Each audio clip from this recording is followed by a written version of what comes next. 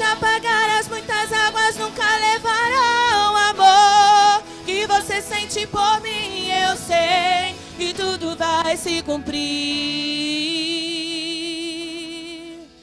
Vai ser difícil, eu sei, largar tudo por você, mas eu sei que quando eu pensar em desistir, você estará ao meu lado, me segurando, me assegurando de que tudo vai ficar bem.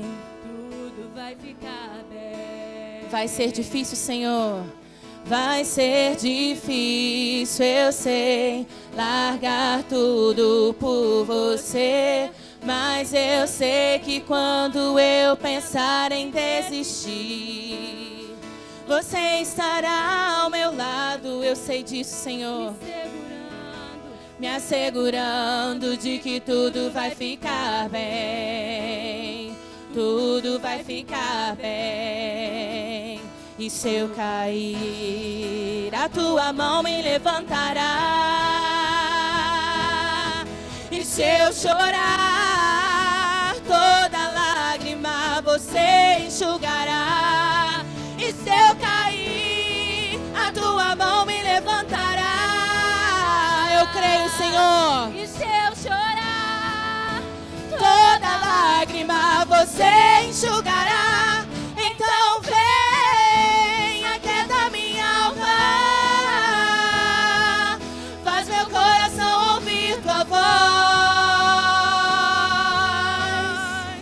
Oh, oh, oh, oh. me chama pra perto, Só assim eu não me sinto só. Diga, aquieta minha alma, Senhor. Aquieta minha alma, faz meu coração ouvir tua voz.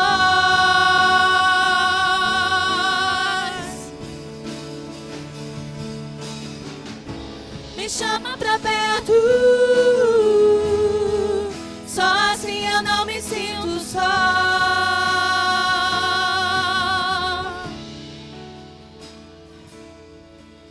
Vai ser difícil, eu sei, largar tudo por você, mas eu sei que quando eu pensar em desistir, você estará ao meu lado, me segurando, me assegurando de que tudo vai ficar bem.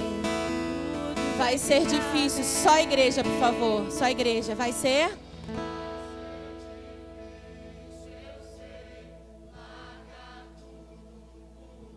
Entenda. Obrigada, Senhor. Você estará ao meu lado, me assegurando de que tudo vai ficar bem. Tudo vai ficar bem. Diga isso mais uma vez, por favor. Vai ser? Vai ser difícil, eu sei.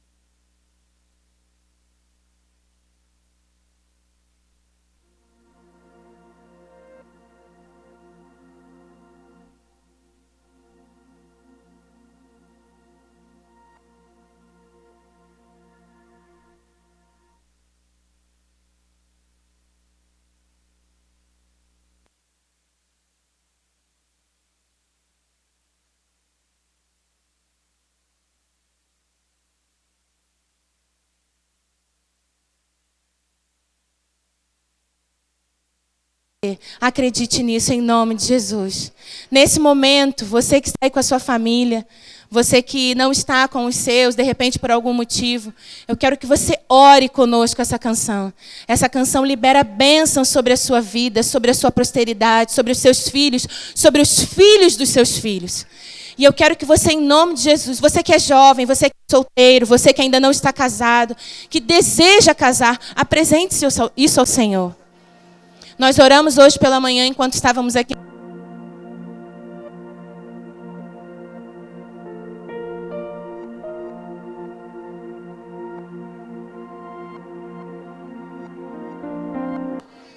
Mas só constitui família quem é maduro. Quem está maduro, quem está pronto. Menino e menina não constrói família. Viver em família é muito difícil, querido. Viver em família é muito difícil. Mas o Senhor promete e Ele cumpre, amém? Em nome de Jesus, que a bênção do Senhor seja ministrada sobre a sua casa. Se os seus filhos estiverem aqui, ministre sobre a vida dos seus filhos. Às vezes a gente, na correria do nosso dia a dia, a gente se preocupa em tirar a fralda da criança, em fazer a criança parar de chupar chupeta, e a gente deixa de ministrar a bênção do Senhor sobre a vida dos nossos filhos. Que você possa, na manhã desse dia, ministrar sobre a vida dos seus a bênção do Senhor. Em nome de Jesus. Aleluia.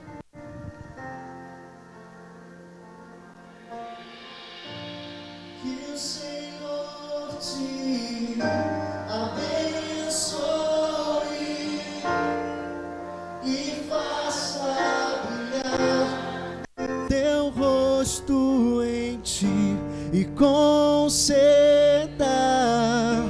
sua graça e te dê paz.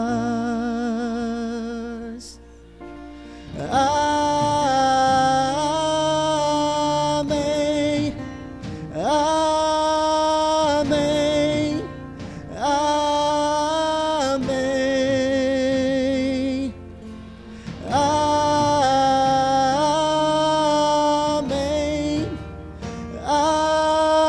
Amém. Amém. Que o Senhor te abençoe e faça brilhar teu rosto em ti e conceda sua graça e te dê paz. Diga isso. Amém.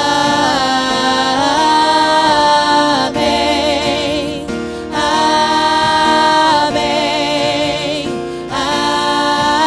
Amém. Os filhos que estiverem aqui, procurem seus pais. Amém. Em nome de Jesus. Os filhos que estiverem aqui, procurem os seus pais. Que a bênção se derrame. Aleluia. Até 1000 gerações, tua família e teus filhos e os filhos de teus filhos. Que a bênção se derrame até 1000 gerações, tua família e teus filhos e os filhos dos teus filhos. Que a bênção se derrame até 1000 gerações, tua família e teus filhos e os filhos dos teus filhos. Tua bênção se derrame até 1000 gerações, tua família e teus filhos e os filhos. Diga isso. Filhos, sua presença te acompanhe por detrás, por diante, do teu lado e em ti. É contigo, é por ti, e de dia e de noite, tua entrada e saída, em teu riso, em teu choro. É contigo, é por ti, é contigo, é por ti, é contigo, é por ti, é contigo, é por ti, é contigo, é por ti. Amém, amém, amém. Você que ainda não gerou, você que ainda não é mãe, coloque a mão sobre o seu ventre. Ministre sobre os filhos que o Senhor irá gerar sobre a sua vida. Em nome de Jesus.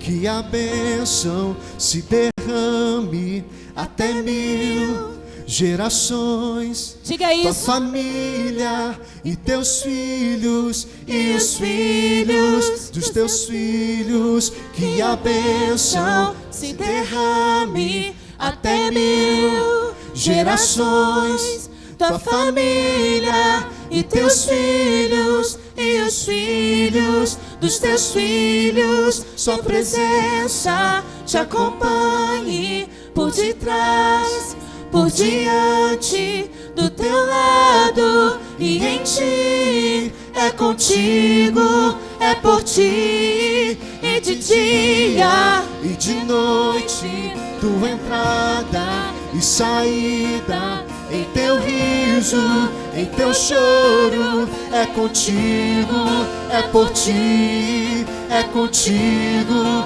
é por ti, é contigo, é por ti, é contigo, é por ti, é contigo, é por ti. Amém, amém, amém, amém,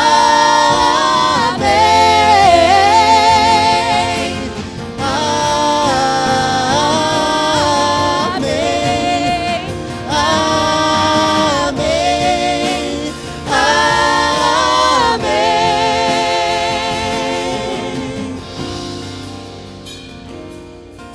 Aleluias. Eu visitarei a iniquidade dos pais dos filhos, até a terceira e quarta geração daqueles que me aborrecem.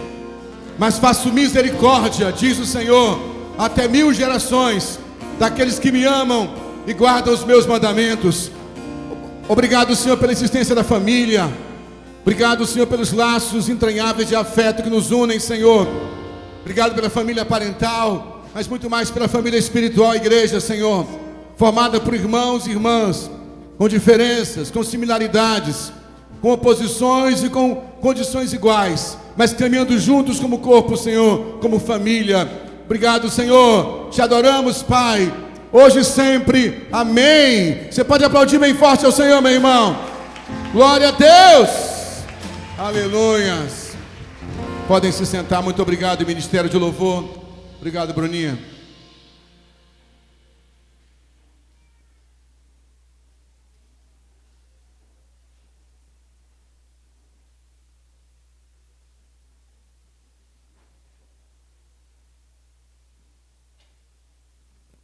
Graças a Deus, estamos aqui nessa manhã mais uma vez para adorar o Senhor. Eu quero te convidar para juntos servirmos ao Senhor com dízimos e ofertas, cooperando com o reino de Deus através das nossas finanças. Você receberá envelopes. Nós não estamos com culto online, infelizmente. Estamos sofrendo aí infelizmente, com essa questão trágica que são os furtos dos cabos de internet, né? Sinal de um país em tragédia, desordem, a tristeza é isso. Mas está sendo gravado, não é isso, Ricardo? Pelo menos a pregação, né? E depois a gente vai transmitir pelo YouTube após o culto, tá bom? Então você que está aqui hoje tem o prazer e o privilégio de cooperar com o reino de Deus, com as suas finanças. Vai receber envelope agora dos obreiros. Os obreiros podem entregar os envelopes. A oferta é um ato de adoração, é feito de forma simples, de forma generosa. Você não vai fazer isso com nenhum tipo de peso, de obrigatoriedade. Não oferte por peso no coração, não oferte por um sentimento de obrigatoriedade. Faça isso porque entende. Oferta é um ato de louvor, de gratidão, de dizer muito obrigado, Senhor, pelo que o Senhor tem feito na minha vida. Muito obrigado porque eu reconheço, Senhor, em todos os meus caminhos, em tudo que eu possuo, em tudo que eu tenho. Reconheço tua boa mão cuidando de mim, da minha família. eu quero ser grato ao Senhor, e uma das formas de ser grato é cooperando. Por que entregar dinheiro tem a ver com gratidão? Porque dinheiro, gente, na nossa cultura, fala de conquista. No passado, nos tempos bíblicos, você trazia um animal, em alguns lugares é assim, né, com arroz, feijão, que você percebe a mão de Deus cuidando de você nas suas finanças. Então você devolve, por quê? Primeiro porque você é grato. E essa gratidão é revelada na generosidade. Evidentemente, Deus não precisa do seu dinheiro. Evidentemente, esse dinheiro não vai para o céu, fica tranquilo. Né? Nem vai garantir pedaço do céu, nem vai garantir bênção, nem cura para a sua família, porque Deus não está colocando as bênçãos à venda, não teria preço que as pagasse. Agora, essa oferta ela é revertida no próprio corpo, onde nós repartimos uns com os outros, abençoamos quem precisa. E uma das formas é, sim, investindo no ministério. Assim como aconteceu com o próprio Cristo, né? Quando, através das ofertas, quem cooperava, mantinha Jesus, seus apóstolos, que viviam integralmente do ministério e não trabalhavam em outra atividade. Como lá nos tempos do Antigo Testamento, a tribo de Levi se dedicava exclusivamente aos cuidados do templo, era necessário que alguém ajudasse a mantê-los, como local de encontro, de reunião. Então, a oferta é algo muito simples, não tem nada de estranho nisso. Eu sou grato, eu devolvo a gratidão com finanças, para que assim eu possa ajudar pessoas, eu possa investir no reino. Envolve generosidade, porque é o desejo sincero que mais pessoas sejam alcançadas. Cada vez que eu mantenho a estrutura da igreja funcionando, os pastores que têm dedicação integral ao ministério, a maior parte do tempo no ministério, os funcionários que trabalham na estrutura, na zeladoria, no cuidado, a estrutura da ONG, o investimento para missões, eu estou ajudando para que outras pessoas tenham acesso ao Evangelho. Vaguinho para mim, por favor, aqui, Wagner. Estou tendo acesso ao Evangelho. Agora, isso tem que ser feito com generosidade. Não faça isso por peso, por obrigação, faça com gratidão.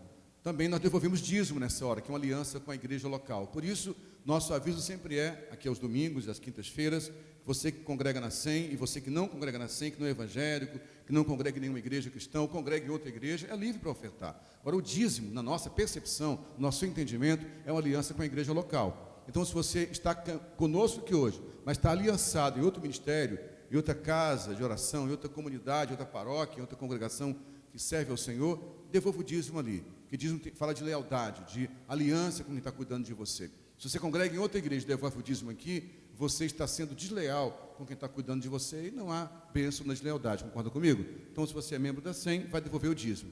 Você pode colocar em espécie no envelope, tem uma máquina de cartão de débito ali atrás para facilitar com o Luquinhas, né, se você não trouxe dinheiro em espécie, e tem a oportunidade também de fazer a transferência por Pix, está projetado aqui na frente, são vários modais que facilitam você a cooperar nessa hora. Tá bom, meus irmãos?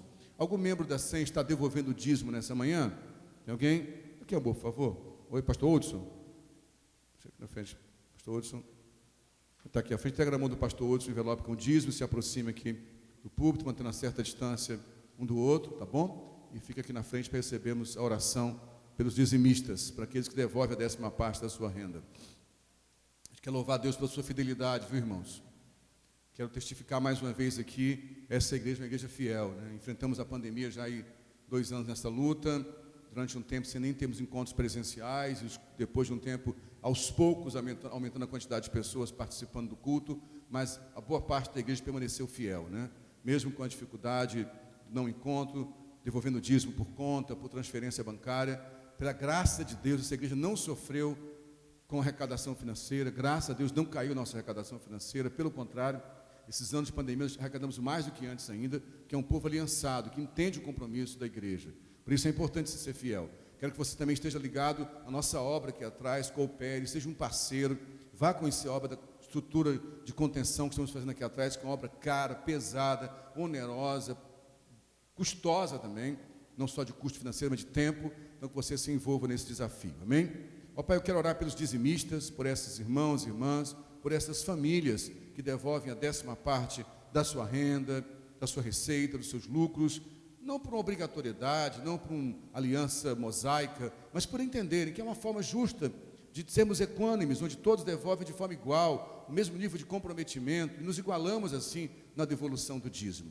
Esse princípio de aliança e fidelidade, eu sei que agrada o teu coração, paizinho querido. Por isso, como pastor, como intercessor, eu oro por esses irmãos, para que se algum dizimista esteja enfrentando um tempo de escassez, de dificuldade, ele veja a tua boa mão o surpreendendo. Se ele é um empregado de uma empresa, um funcionário, Quem sabe está com a renda defasada, que tu possas intervir pela vida do teu filho. Se está desempregado, que portas sejam abertas. Se ele é um profissional liberal, um empresário, um empreendedor, Deus amado. Se ele é um profissional autônomo, Deus amado, um representante comercial, alguém que trabalha sem mesmo estar coberto pela CLT, sem nenhum tipo de proteção das leis trabalhistas e trabalha de sol a sol, que ele seja abençoado, que ele possa ver o fruto do seu trabalho frutificando, abençoa as suas famílias e prospera. Assim oramos e cremos, Pai querido, no nome santo de Jesus. Amém. Os irmãos podem sentar. Levante esse envelope de oferta comigo, por gentileza. Mesmo que ele esteja vazio, Deus conhece teu coração, é apenas um ato de gratidão simbólico. Pai, te entregamos essas ofertas como um ato de louvor e adoração.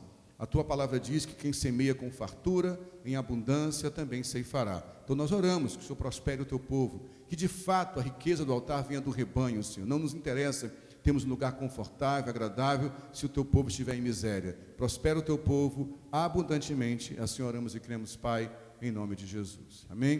Podem passar o envelope para o corredor central, para que os obreiros possam recolher nossas ofertas. Estou vendo alguns irmãos em pé, dá cadeiras vazias, então vamos só ajudar aí você se acomodar, tem lugar para sentar, e se for preciso, colocar mais 2 cadeiras dos 2 lados aqui, para que a pessoa possa sentar também.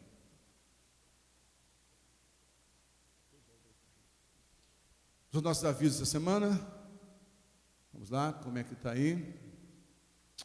Vamos já seguir. Primeiro, antes dessa terça, deixa aberto aí, por favor, enquanto não fala de terça, hoje após o culto, o pastor Oudson e a pastora Carol estão pedindo um encontro com todos os jovens e adolescentes que estejam aqui dentro. Assim que acabar o culto, na sala ou aqui mesmo? Aqui no templo, permaneçam. Então, tá bom? Assim que acabar o culto, todos os jovens e adolescentes presentes aqui permaneçam dentro do templo para um encontro com os pastores Oudson e Carol, pastores da estrutura da rede Conectados e a liderança também de jovens e adolescentes. Tá bom? Permaneçam aqui. Terça-feira, às 20 horas, temos nossa aula da Carta aos Hebreus, através da plataforma Zoom. Está o ID e a senha, é importante que você entre, assista online. Poucos irmãos entraram na terça-feira passada, é importante que mais irmãos se mobilizem para entrar também nessa plataforma, assistirem essa aula, tá bom? Muito importante que você entre. Eu sei que ela é retransmitida pelo YouTube, mas se você puder entrar na plataforma, sempre estimula o professor que está dando aula. É interessante que está dando aula ter a participação de quem está assistindo, conversando, interagindo. Então, assista, está aí o ID e a senha. Vamos aprender sobre a Carta aos Hebreus, uma carta muito doutrinária, muito importante para esses dias, tá bom? Pode seguir. Quarta-feira, às 8 horas da manhã, temos consagração aqui na igreja. Se você tem amanhã livre, disponível, se é possível estar aqui, venha orar, venha buscar a presença de Deus, buscar a manifestação dos dons do Espírito Santo. Seja junto conosco aqui na quarta-feira, às 8 da manhã, orando. Quinta-feira, temos aqui às 7h30 da noite, culto de cura e libertação, onde temos buscado a presença do Senhor, onde temos clamado a manifestação de Deus através do Espírito Santo, através dos dons espirituais. Nós queremos contar com você aqui na quinta-feira, às 7h30 da noite, nosso culto de cura e libertação. Pode seguir. Ok? Vamos ter aqui, já é domingo que vem, não é isso? Não é domingo que vem ainda não. Está longe. 17 de outubro, vamos ter aqui um evento especial para as crianças, alusivo ao dia 12 de outubro, que comemoramos o Dia das Crianças, e será durante o culto, só que na sala das crianças, de 9 às 11. Agora é necessário que você, pai responsável, indique, coloque o nome do seu filho. É um site, né, que o Ministério Infantil disponibiliza para garantir a vaga da criança. Que site é esse? Você vai entrar em contato com o Ministério Infantil. Tem alguém da liderança do Ministério Infantil dentro do templo aqui agora? Tem alguém? Fique pertinho, por favor. Se você quer que a sua criança venha, procure a Ruth após o culto, tá bom? Se você não é membro da SEM, quer que a sua criança venha, é importante dar o nome, que é uma limitação de crianças, para que haja o mínimo distanciamento social e haja um certo cuidado. Então é importante que você faça isso e procure esse site, tá bom? Pode seguir? Mais algum aviso? Sim. Esse mês de setembro é um mês importante de alerta, né? É o mês de setembro amarelo, onde nós estamos falando e insistindo da importância de cuidar da vida emocional das pessoas. Esse mês a Organização Mundial de Saúde, no Brasil também todos os órgãos ligados à saúde, inclusive Conselho Federal de Medicina, Conselho Federal de Psicologia, de Psiquiatria, tem trabalhado alerta acerca da depressão e suicídio. Depressão é uma doença muito séria, depressão não é mimimi, depressão não é preguiça, depressão não é possessão demoníaca, depressão é uma doença. Crentes, não crentes, ricos e pobres, negros e brancos, todos podem sofrê-la. Uma doença séria que é acelerada pela vida de ansiedade que vivemos, já que depressão e ansiedade costumam caminhar juntas, né? Uma bipolarização, é algo muito sério, que leva ao suicídio. Nós temos um índice de suicídio cada vez mais alto, cada vez mais terrível, nós precisamos de ajuda. Se você sofre com depressão, ou conhece alguém que sofre com depressão, se você tem ideação suicida, ou conhece alguém que fala de suicídio, não leve isso como brincadeira, não ironize, não caia nesses mitos. Quem quer se suicidar não fala, isso é um mito. Quem quer se suicidar fala. Não acredite também que basta falar, está tudo bem contigo, você é tão bonito, você é crente, você tem dinheiro, isso não resolve. O que você pode fazer? Indicar essa pessoa ajuda. Uma das ajudas é o 188, que é o telefone do CVV, Centro de Valorização da Vida. Espalhe isso nas suas redes sociais, divulgue para os seus amigos. E a nossa igreja é uma igreja que tem trabalhado muito a questão emocional. Então ligue para cá, agende com um dos pastores, um dos diáconos da igreja, um encontro, venha conversar. Nem todo mundo tem condição de pagar uma terapia, uma psicoterapia, mas nós acreditamos no poder da relação, né? Há um poder intrínseco na relação de pessoas que amam você. Então faça contato com a igreja, busque ajuda, leve a sério a questão da depressão e do suicídio, tá bom? Fechou? Muito obrigado. Acho que não tem mais nenhum aviso, tem alguma coisa? Lembrando a todos também que no final do culto, nós vamos trazer nossa doação de cestas básicas, como falamos, todo segundo domingo. Assim, gente, estou vendo gente em pé ainda, tem, aqui a música tem lugar aqui na frente, né? E se for preciso depois, Dani, coloca 2 cadeiras aqui do lado, né? Que cabe mais gente, tá bom? A gente tem trabalhado muito, por isso eu quero alertar mais uma vez, fazer o pedido mais uma vez, da importância de você dar o seu nome para vir ao culto, tá? Muita gente reclama, isso é chato. Sim, eu sei que é chato. Gente, isso é chato. Terrível ter gente morrendo. E mais de 500 mil de pessoas já morreram no Brasil por uma doença séria como essa. Então, se é chato dar o nome, isso é muito pouco diante do luto desesperador de quem perdeu parentes e pessoas queridas através da Covid. Então, o mínimo que pedimos, nós já estamos bem mais próximos do outro do que fazíamos no começo do culto, que entendemos que uma boa parte da igreja já foi vacinada, mesmo assim usando máscaras, mesmo assim evitando contato físico, mesmo assim com álcool em gel com disponibilidade. Então, se perdermos totalmente o controle, nós podemos perder também a condição de pessoas. Não tem mais brancas não, o Daniel? Nem lá dentro? Depois vê com calma. Amém. Vamos à palavra do Senhor, meus irmãos. Quero te convidar a ficar em pé, por gentileza, em reverência à palavra de Deus.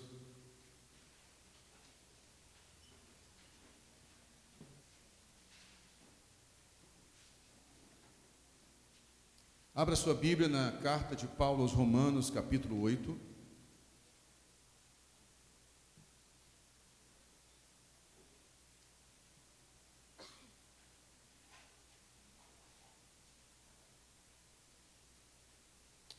Versículos 14 a 19. Carta do apóstolo São Paulo aos Romanos, capítulo 8, versículos 14 a 19.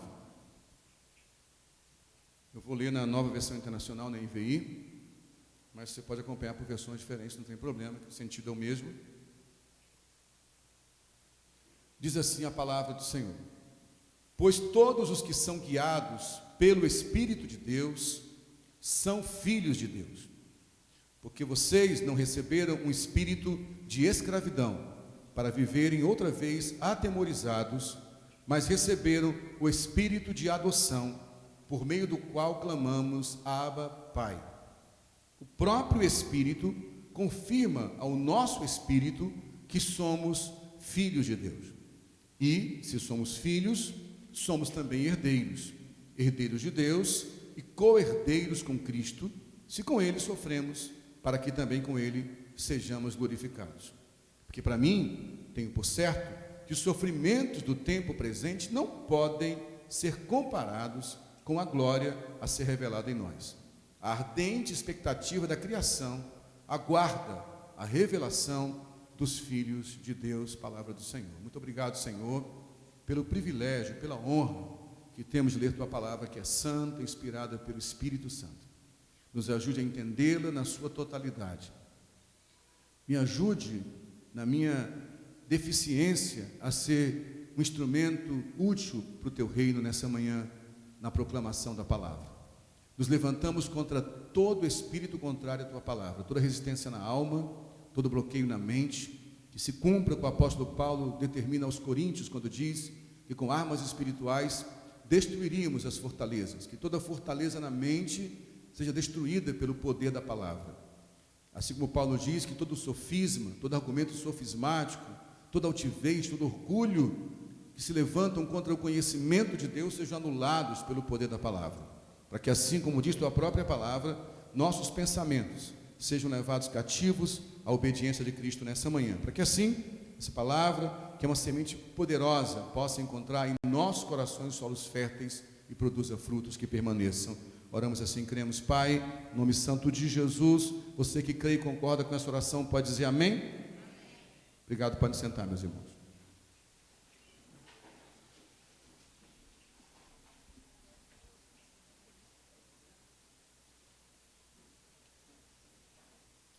O tema que queremos pregar hoje é a revelação dos filhos. A revelação dos filhos. Nós estamos vivendo um tempo, como diz o texto de Paulo, de muita expectativa, de uma ardente expectativa, no mundo inteiro. Nós acabamos de passar por uma semana tensa, mais uma vez, que envolveu a política, a economia do país. Obrigado, estou com água aqui, obrigado, Simone, querida, pela gentileza, mas eu trouxe água já, tá? Viu, Simone? Eu já trouxe, muito obrigado. Eu que peço perdão quando a vizinha antecipadamente. Obrigado, tá, querido, pelo seu carinho. Um tempo de expectativa, de inquietação no mundo inteiro, e no Brasil em especial. Isso já dura algum tempo, mas esse último ano, os anos da pandemia, têm sido terríveis. Nós temos convivido no consultório com pessoas muito adoecidas, aumento terrível de síndrome de pânico, de ansiedade, de depressão, de tantos outros transtornos nesse momento. Há uma expectativa muito grande, uma polarização, uma ideologização, uma beligerância nas redes sociais que está provocando cada vez mais ansiedade e inquietude. Eu sei que eu volto nesse assunto várias vezes, porque infelizmente é do que precisamos falar nesse momento, irmãos. Quero que vocês entendam que, como pastor, eu tenho um compromisso de trazer sempre aquilo que o Espírito Santo está gritando para nós como conselho pastoral da igreja. Eu entendo que em Efésios capítulo 5, Paulo fala que nos dias maus, que possamos aproveitar toda a oportunidade que temos de revelar Deus.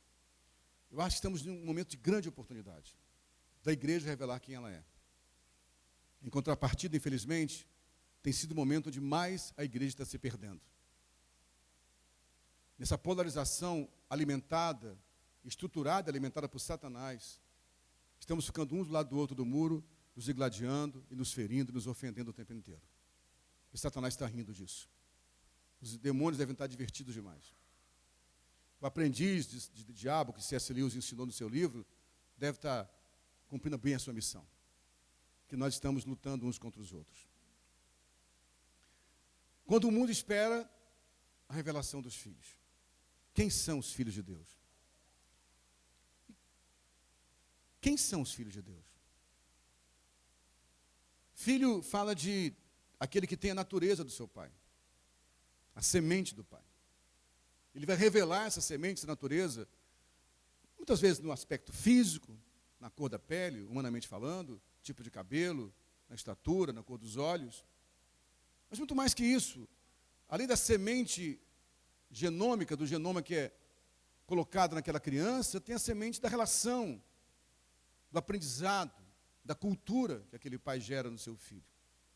Que a humanidade, a criação espera que esses filhos se revelem. Nesse tempo de tanta angústia, irmãos, de tanta expectativa, chegou a hora dos filhos de Deus se revelarem. Eu penso, porém, que nós confundimos o que seria a revelação dos filhos. Nós confundimos a revelação dos filhos com a revelação de uma estrutura com CNPJ e com poder político e econômico. E por conta disso, como já falamos várias vezes, nunca a igreja teve tanto poder e tão pouca autoridade como tem tido nesses últimos anos. Porque nós confundimos tudo.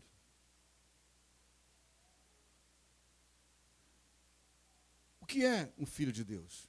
De que natureza estamos falando? Já que é para se parecer com o Pai.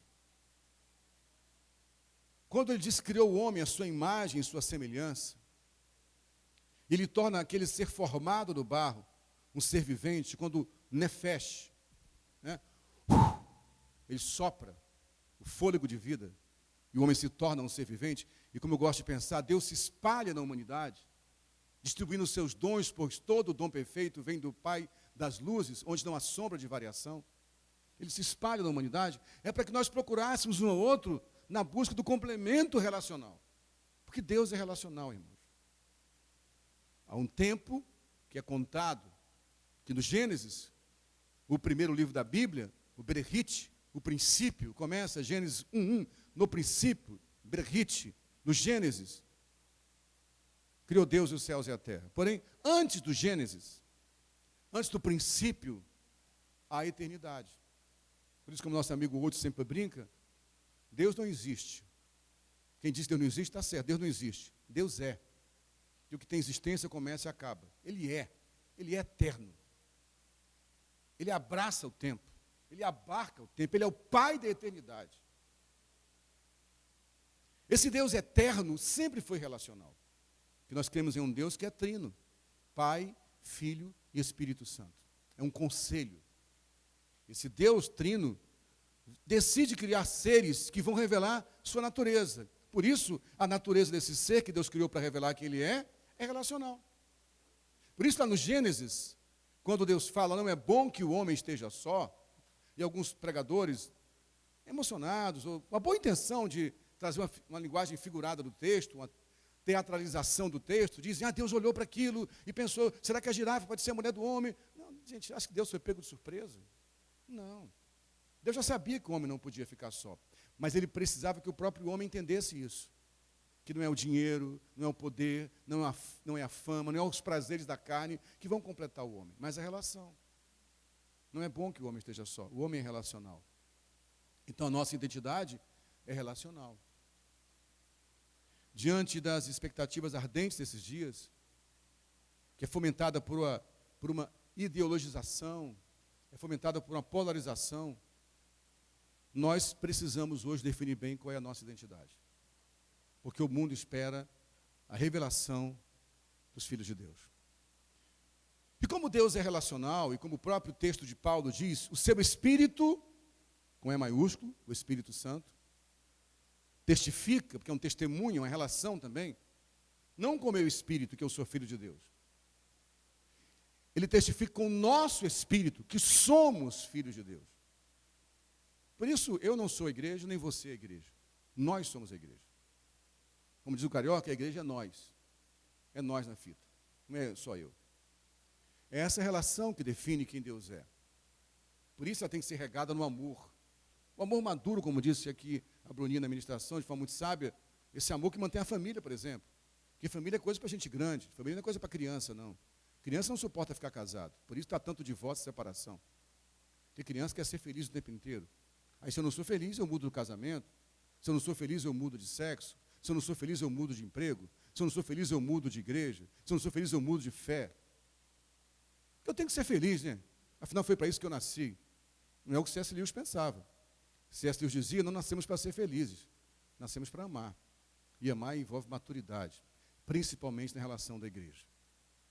Para que esse ente, esse humano ser, como diz o Paulo Júnior, esse ser que representa o Pai se forme, na integralidade da relação da igreja, irmãos, há muito trabalho.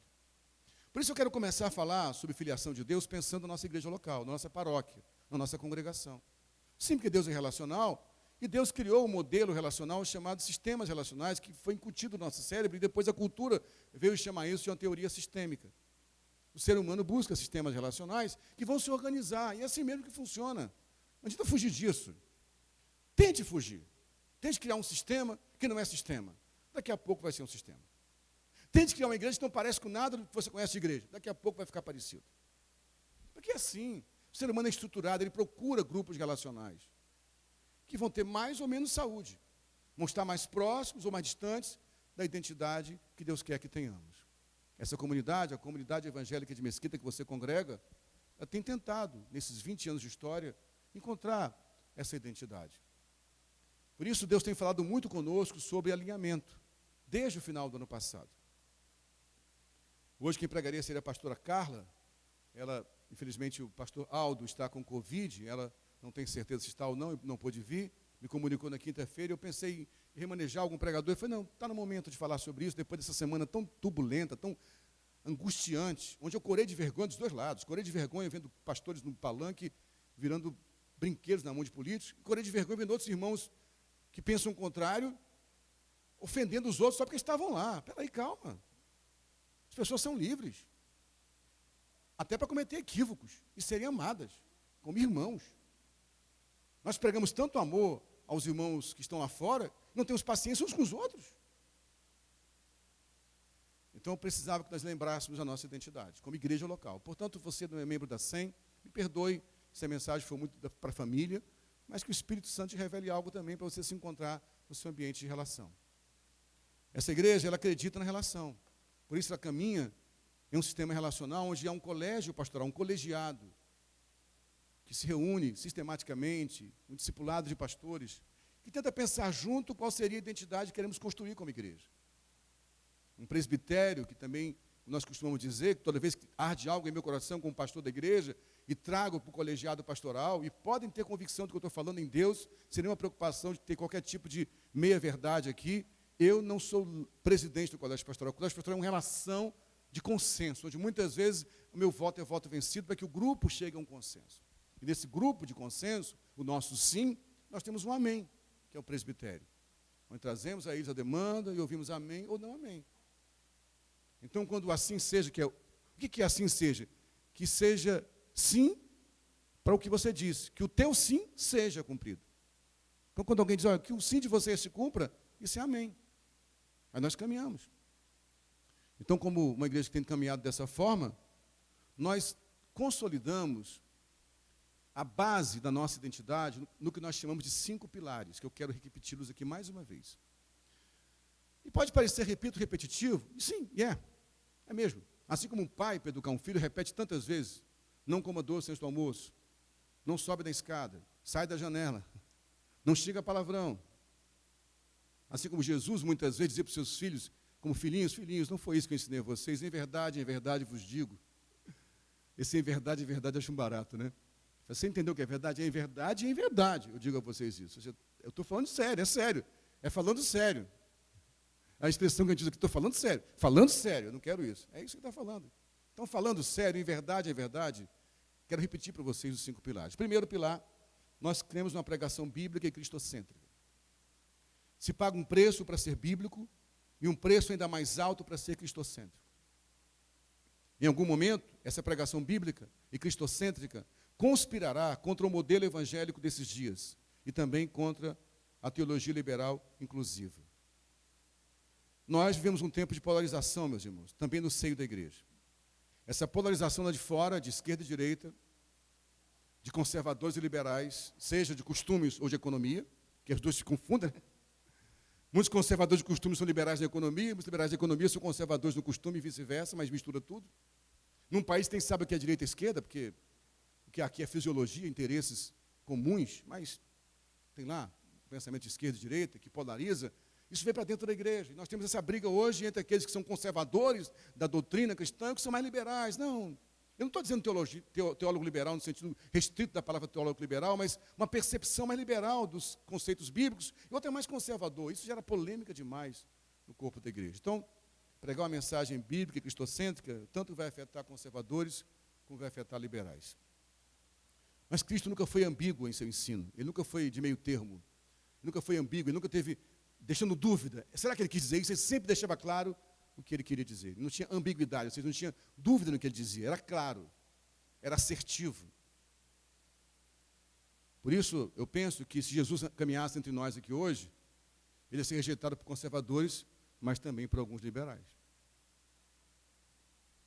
Por exemplo, quando ele diz a uma mulher pega em flagrante adultério, essa mulher foi pega em flagrante adultério. Não foi uma calúnia. Ela foi pega em flagrante adultério.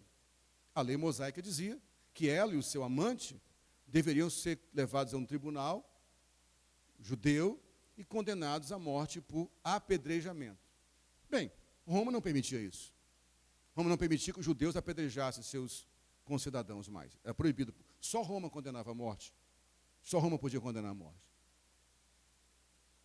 Mas, de forma egoísta, lógico, de forma interesseira e polêmica, os líderes religiosos pegam a mulher em flagrante adultério, liberam o adúltero e levam a adúltera. Bem, no formato machista que sempre foi da humanidade. Vamos punir apenas a mulher. E levam essa mulher e jogam-na no chão. E Jesus diz, eu não te condeno. Isso é um soco no fígado para quem é conservador. Como ele não condena essa mulher que adulterou? Mas depois ele fala, vai, não peques mais. Isso é um problema para os liberais. Ok, eu não te condeno, mas não peque mais, não adultere mais. Quer caminhar comigo? É sem adultério. Isso não tem meio termo. Quando ele, por exemplo, vai a Samaria, em Sicar, e conversa com a mulher, essa mulher era amante de um homem casado, talvez. Repudiada por 5 maridos, me parece, se me falha a memória. Ele vai àquela cidade com os seus apóstolos e liberta uma cidade inteira. Meu irmão, você não tem noção do que é entrar na casa de samaritano para aquele tempo. E depois ele conta uma parábola para ilustrar alguém que amava o próximo e que era misericordioso. Sabe quem ele escolhe para ser o cara que representa isso? Um samaritano. Você tem noção do que é isso? É como se ele contasse uma parábola e falasse, o pastor passou e não ligou, o líder de louvor passou e não ligou, mas passou um pai de santo, e o pai de santo cuidou dela. E passou um monge budista. E passou um ateu. E passou o líder do movimento LGBTQIA+.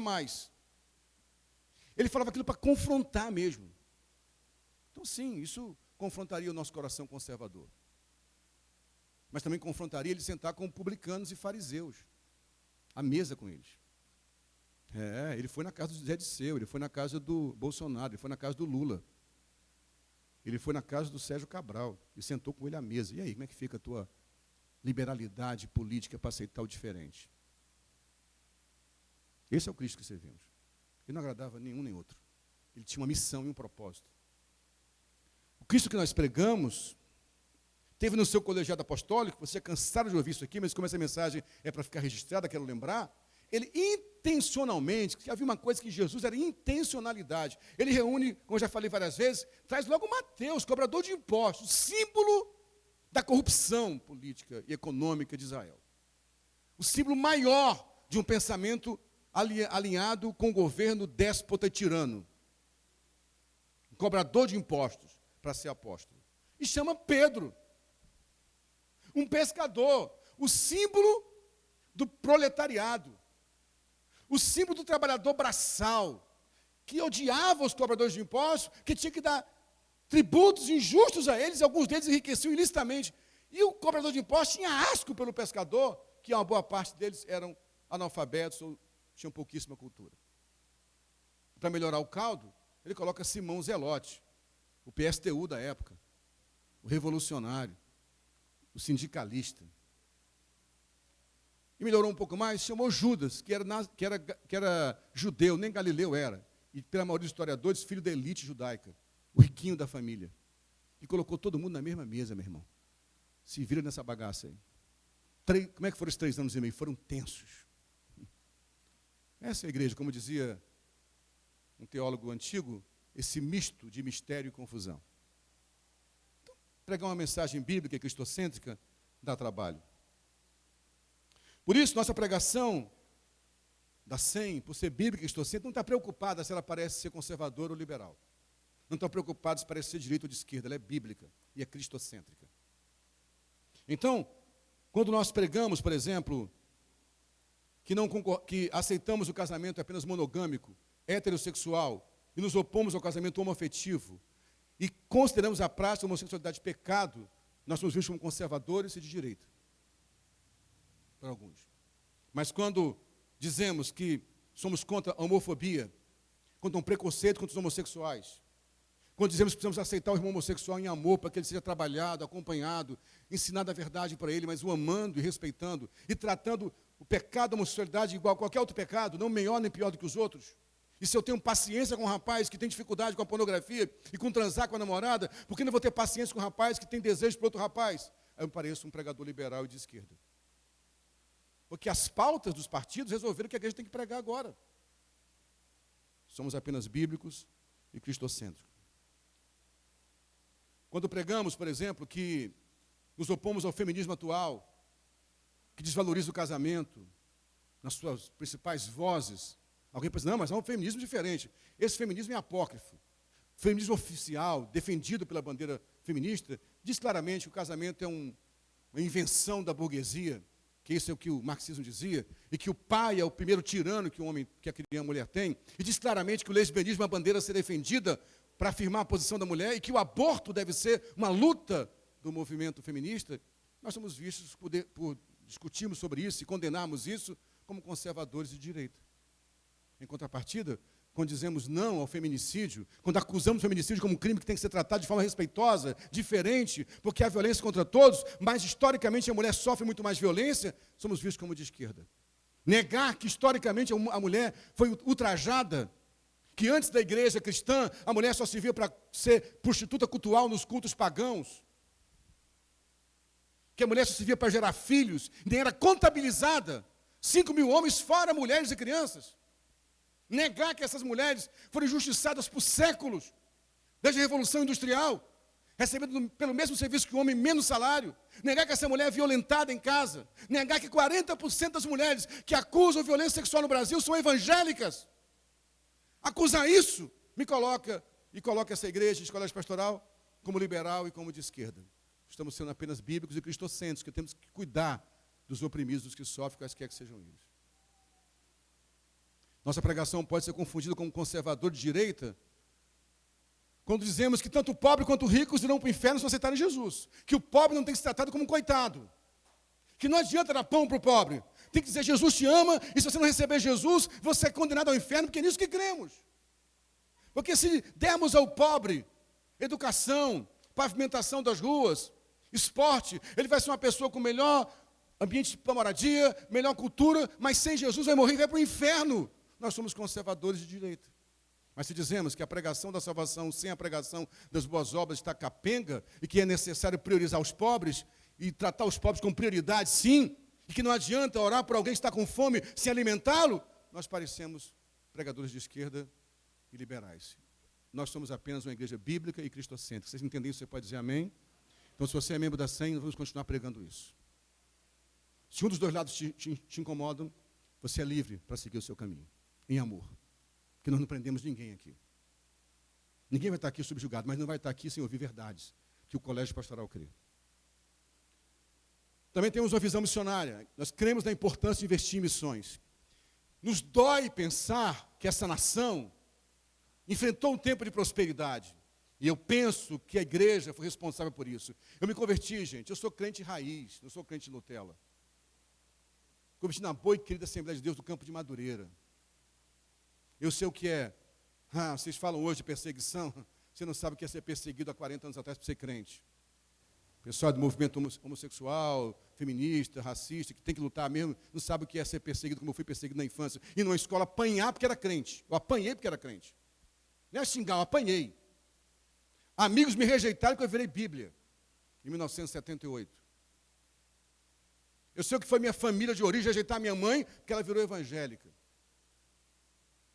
Eu sei o que era a televisão zombar de nós como burros, e até hoje faz como estúpidos. Mas essa igreja prosperou. Ela cresceu.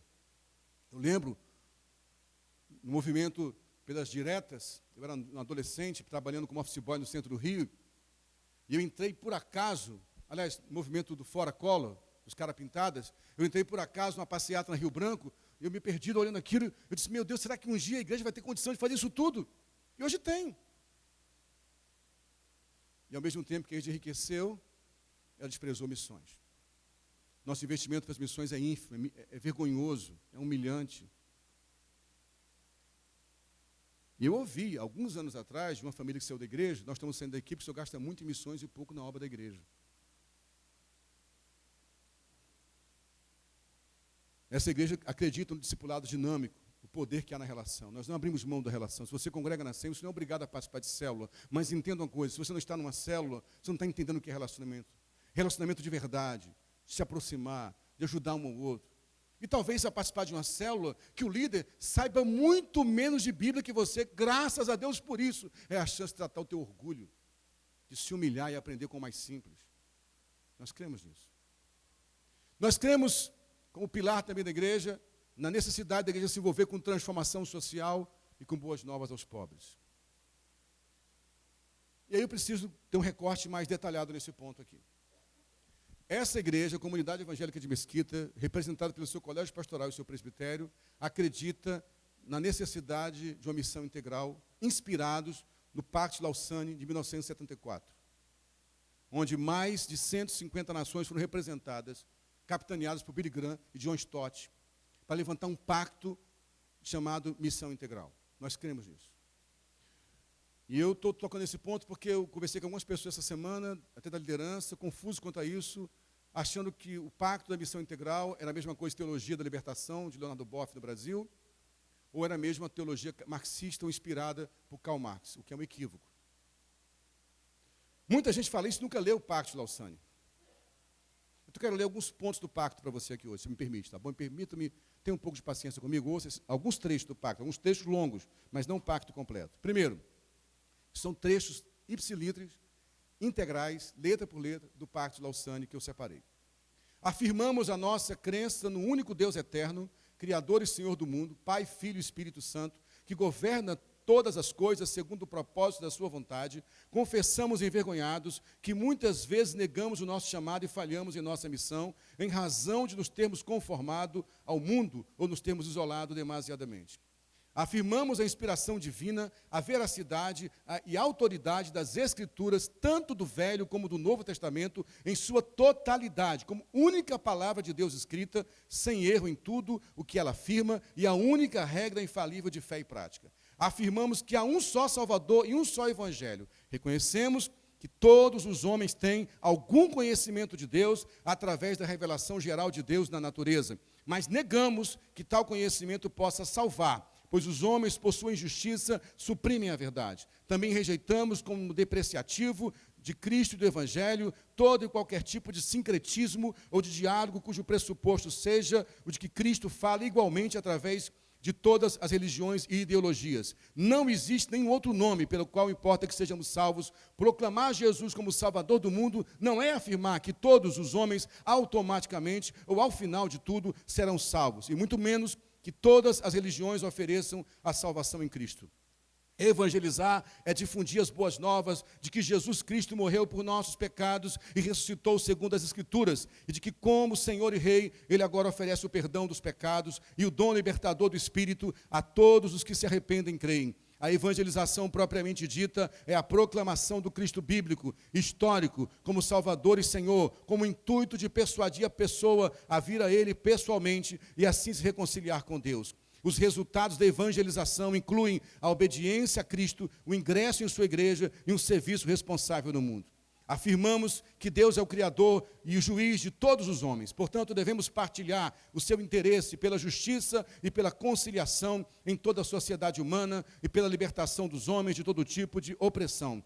Porque a humanidade foi feita à imagem de Deus, toda pessoa, sem distinção de raça, religião, cor, cultura, classe social, sexo ou idade, possui uma dignidade intrínseca em razão da qual deve ser respeitada e servida e não explorada. Aqui também nos arrependemos de nossa negligência e de termos algumas vezes considerado a evangelização e a atividade social mutuamente exclusivas. Embora a reconciliação com o homem não seja reconciliação com Deus, nem a ação social evangelização, nem a libertação política salvação, afirmamos que a evangelização e o envolvimento sociopolítico são ambos parte do nosso dever cristão, pois ambos são necessárias expressões de nossas doutrinas acerca de Deus e do homem, de nosso amor por nosso próximo e de nossa obediência a Jesus Cristo. A mensagem da salvação implica também medo de denunciar o mal e a injustiça onde quer que existam. Quando as pessoas recebem Cristo, nascem de novo em seu reino e devem procurar não só evidenciar, mas também divulgar a retidão do reino em meio a um mundo injusto. A salvação que alegamos possuir deve estar nos transformando na totalidade de nossas responsabilidades pessoais e sociais. A fé sem obras é morta. Precisamos deixar os nossos guetos eclesiásticos e penetrar na sociedade não cristã. Na missão de serviço sacrificial da igreja e evangelização é primordial. A evangelização mundial requer que a igreja inteira leve o evangelho integral ao mundo todo. A igreja é antes a comunidade do povo de Deus do que uma instituição e não pode ser identificada com qualquer cultura em particular, nem com qualquer sistema social ou político, nem com ideologias humanas. A evangelização também nos convoca à unidade, porque o ser um só corpo reforça o nosso testemunho, assim como a nossa desunião enfraquece o nosso evangelho de reconciliação. Todas as igrejas, portanto, devem perguntar a Deus e a si próprias o que deveriam estar fazendo, tanto para alcançar suas próprias áreas, como para enviar missionários a outras partes do mundo. Deve ser permanente o processo de reavaliação da nossa responsabilidade e atuação missionária. Deve haver um fluxo cada vez mais livre de missionários entre os continentes, num espírito de abnegação e prontidão em servir. Todos nós estamos chocados com a pobreza de milhões de pessoas e conturbados pelas injustiças que a provocam. Aqueles dentre nós que vivem em meio à opulência aceitam como obrigação, aqueles que dentre nós que vivem em meio à opulência aceitam como obrigação sua desenvolver um estilo de vida simples, a fim de contribuir mais generosamente, tanto para aliviar os necessitados, como para a evangelização deles. A cultura deve ser sempre julgada e provada pelas Escrituras, porque o homem é criatura de Deus, parte de sua cultura é rica em beleza e bondade. Porque ele experimentou a queda também, a sua cultura está manchada pelo pecado e parte dela é demoníaca.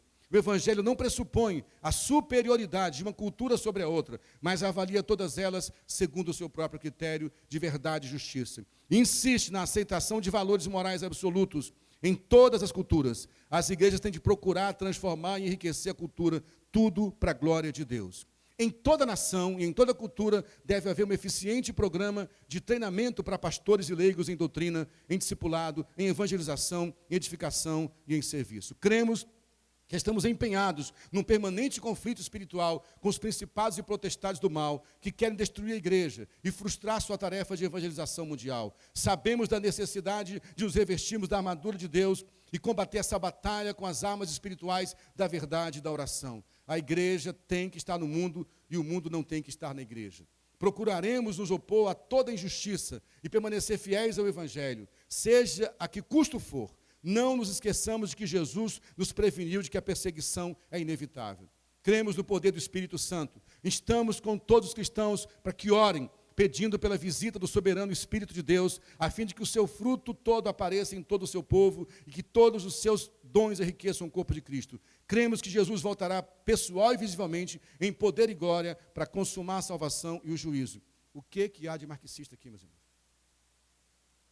Ou você não conhece Marx, não conhece a Bíblia, não conhece o Pacto da Missão Integral. Isso é Bíblia. Isso pautou, sim, nossa decisão. Para dizer que um dos pilares nossos é proclamar boas novas aos pobres e trabalhar pela transformação social. Isso me influenciou quando eu tinha 18 anos, entrei no seminário teológico. Me influencia até hoje.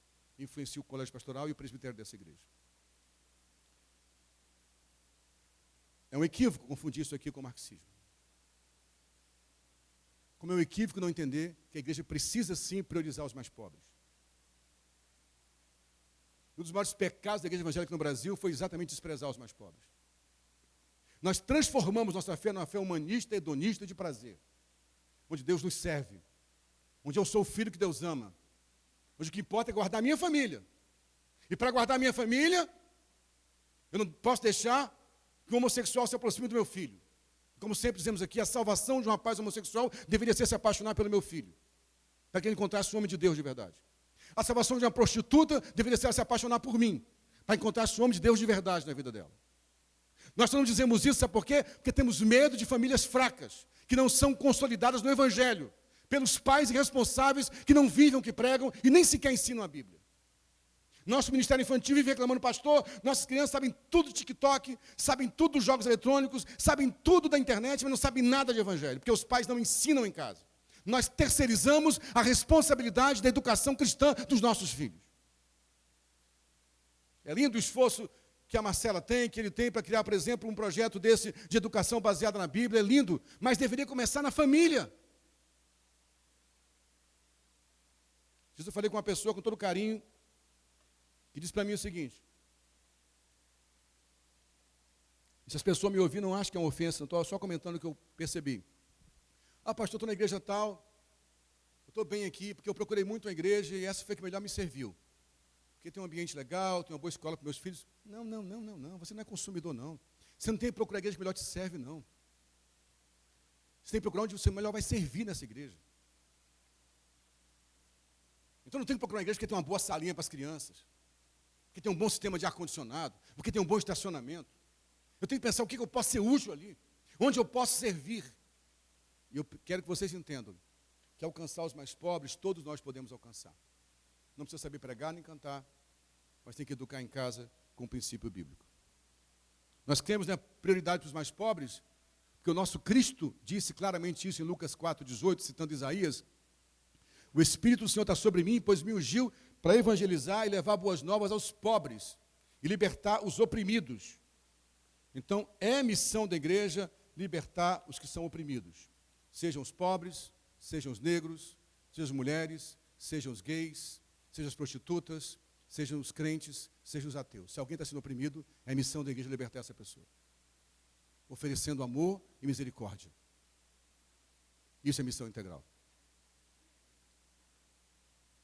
E, finalmente, temos o pilar da atualidade dos dons espirituais. Nós cremos que os dons são atuais hoje.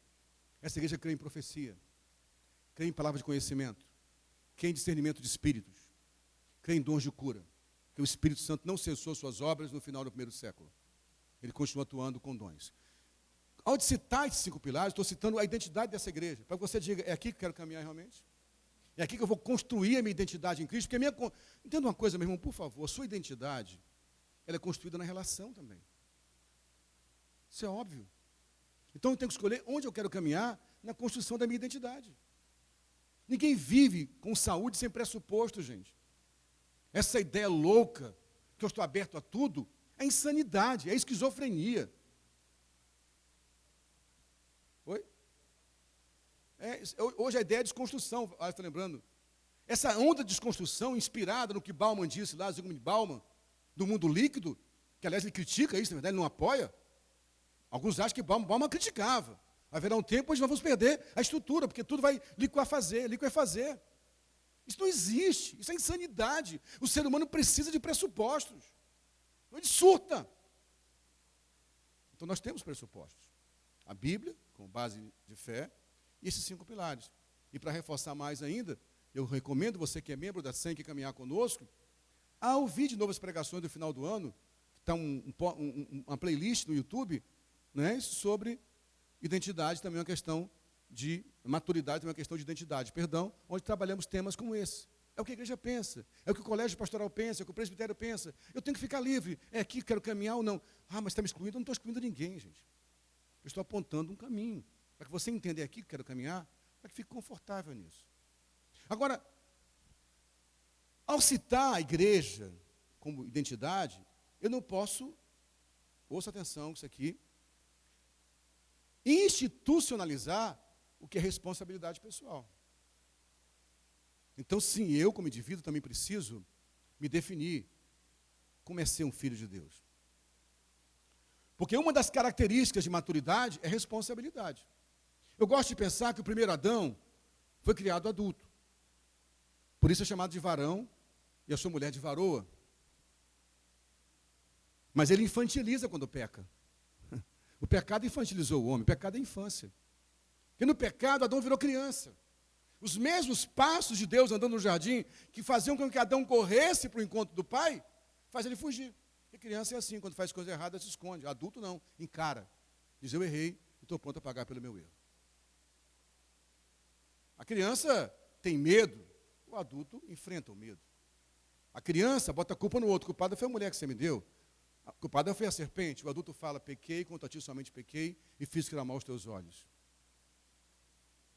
Mas o último Adão, o Cristo, que nasceu criança, que foi feto e embrião no ventre de Maria, mesmo sendo pai da eternidade, alcança a maturidade plena. E ele é o modelo da maturidade que queremos. Ser filho de Deus significa ser gerado nele, na sua natureza. Eu só posso ser gerado nele se eu nascer de novo. Aquele diálogo de João 3 com Jesus e Nicodemos, né? Quem não nascer de novo não pode ver o reino de Deus. O nascer do alto, como está dito no original. No Espírito. Ei, meus irmãos, é triste dizer o que eu vou dizer, mas talvez a questão que mais enfraquece a igreja hoje é que eu penso que, infelizmente, uma boa parte dos cristãos evangélicos não nasceram de novo. Não experimentaram o novo nascimento. Não têm a natureza de Cristo. São crentes, vão todo domingo ao culto, devolvem dízimo, dão ofertas, exercem ministérios, mas não revelam a natureza do Pai. Eu quero pensar sobre isso hoje. Bem, se eu quero falar sobre revelar a natureza do Pai, é uma revelação, e o termo usado em Romanos 8 é Apocalipse, o mesmo nome dado ao livro da Bíblia, uma revelação. Se é para revelar, é sinal que há uma certa identidade de filiação que está oculta, que precisa ser revelada. Em contrapartida, há muita coisa parecendo com Deus e não é Deus. Então, quero citar 2 exemplos bíblicos neotestamentários, do Novo Testamento, onde pessoas que achavam que eram filhas de Deus são apontadas por Jesus e depois pelo apóstolo João como filhos do diabo. Isso é sério. Primeiro são os religiosos. Lá em João 8, 42 a 44. João 8, 42 a 44 diz: Disse-lhes, pois, Jesus, se Deus fosse vosso Pai, certamente me amaríeis, pois que eu saí e vim de Deus, não vim de mim mesmo, mas Ele me enviou. Por que não entendeis a minha linguagem? Por não podedes ouvir minha palavra? Vós tendes por pai ao diabo, e quereis satisfazer os desejos de vosso pai. Ele foi homicida desde o princípio, e não se firmou na verdade, porque não há verdade nele. Quando ele profere mentira, fala do que lhe é próprio, porque é mentiroso e pai da mentira. Religião, ou religiosidade, revela quem é nosso pai, o diabo. O diabo é extremamente religioso. Ele não falta um culto. O diabo é crente, sabia? A Bíblia fala que ele crê e até estremece. Só que ele é rebelde. Ele é acusador dos irmãos, ele é homicida. Por isso, há esse absurdo de, por religião, eu matar pessoas. Pela religião pode ser que alguém mate alguém. Pelo evangelho pode ser que alguém morra por alguém. Para defender religião, eu talvez ofenda meu irmão, até nas redes sociais. Pelo evangelho eu permito ser ofendido. Pela religião, eu posso agredir alguém. Pelo evangelho, eu ofereço a outra face. Porque a religião é guiada por ódio. O evangelho é guiado por amor. Se não entendemos isso, irmãos, não entendemos nada do evangelho. O outro grupo que o Senhor chama de filho do diabo são aqueles que vivem na prática do pecado. Está aqui na carta de João, 1 João 3, do 6 ao 10. Qualquer que permanece nele não vive pecando. Qualquer que vive pecando não viu nem o conheceu. Filhos, ninguém vos engane. Quem pratica a justiça é justo, assim como ele é justo. Quem pratica o pecado é do diabo, porque o diabo vive pecando desde o princípio. Para isso, o Filho de Deus se manifestou, para desfazer as obras do diabo. Qualquer que é nascido de Deus não vive na prática do pecado, porque a sua semente permanece nele e não pode viver pecando, porque é nascido de Deus. Nisto são manifestos os filhos de Deus e os filhos do diabo. Qualquer que não pratica a justiça e não ama seu irmão, não é de Deus. Isso é muito sério. E se eu digo que os religiosos são filhos do diabo, quem é liberal, isso mesmo, está vendo? Mas se eu digo que quem está na prática do pecado é filho do diabo, os liberais falam, não, peraí, como assim? Sim, todos pecamos. Mas viver na prática do pecado é diferente de pecar. Aceitar o pecado como natural, como normal, me torna filho do diabo. Eu revelo quem é meu pai, qual a semente que há em mim. Isso é muito sério, irmãos. Isso é muito sério. Por isso, o alerta de Deus hoje é: não seja religioso, nem viva no pecado. Deixa eu revelar quem é o seu pai. Então, se tem que ser revelado os filhos de Deus, que imagem tem esses filhos na foto que é revelada? Eu quero ler essa imagem. Quero que você abra a Bíblia mais uma vez, por favor, no Evangelho do Senhor Jesus segundo Mateus, capítulo 5, versículos 1 a 16. Mateus 5, do 1 a 16, vamos encerrar com esse texto. Rapaz, a falta do ar aqui está violenta, né? Você sofre muito louvor, não sofre, a pregação é mais tempo, né? Não tem ar aqui, Cada depois chega na andropausa, é um problema sério, gente. Passou dos 50, só Deus mesmo. Vai sentir isso na pele, Pedrinho. Está rindo? Tomara que você sinta, né? Que ouvimos uma palestra muito boa sobre saber envelhecer. A opção para não envelhecer é pior, que é morrer, né? Então quero envelhecer mesmo, envelhecer bem, né? E eu estou tentando envelhecer bem, cuidando bem de mim, da minha saúde emocional, física, malhando, treinando, amando, sendo amado. É isso aí. Servindo, sendo ajudado também. Então, mas envelhece, não tem jeito, né, gente? Mateus 5, do 1:16. Ao ver as multidões, Jesus subiu a um monte. Ele se assentou e os seus discípulos se aproximaram dele. Então ele passou a ensiná-los. Jesus disse, aqui ele começa a revelar a imagem que tem que ser revelada de um filho. Bem-aventurados os pobres em espírito, porque deles é o reino dos céus. Bem-aventurados os que choram, porque serão consolados. Bem-aventurados os mansos, porque herdarão a terra. Bem-aventurados os que têm fome e sede de justiça, porque serão saciados. Bem-aventurados os misericordiosos, porque alcançarão misericórdia. Bem-aventurados os limpos de coração, porque verão a Deus. Bem-aventurados os pacificadores, porque serão chamados filhos de Deus. Bem-aventurados os perseguidos por causa da justiça, porque deles é o reino dos céus. Bem-aventurados são vocês, quando por minha causa os insultarem, os perseguirem e mentindo disserem todo mal contra vocês. Alegrem-se e exultem, porque é grande a sua recompensa nos céus, pois assim perseguiram os profetas que viveram antes de vocês. Vocês são o sal da terra. Ora, se o sal viesse insípido, como lhe restaurar o sabor? Para nada mais presta, senão para ser lançado fora e ser pisado pelos homens. Vocês são a luz do mundo. Não se pode esconder uma cidade situada no alto de um monte. Nem se acende uma lamparina para colocá-la debaixo de um cesto, mas no lugar adequado, onde ilumina bem a todos os que estão na casa. Assim brilhe também a luz de vocês diante dos outros, para que vejam as boas obras que vocês fazem e glorifiquem o Pai de vocês que está nos céus. Esse é o maior sermão de Jesus, registrado pelos evangelhos. Eu acho ele magnífico, porque ele tem cada detalhe. Pensa na cena. Jesus está caminhando, né? Como aqui, há uma multidão de pessoas, cerca de 140, 150 pessoas. Então é uma multidão já. A gente acha que isso é uma multidão, muita gente. Ele está andando ali, operando milagres, curando pessoas, fazendo milagres. E cegos enxergando.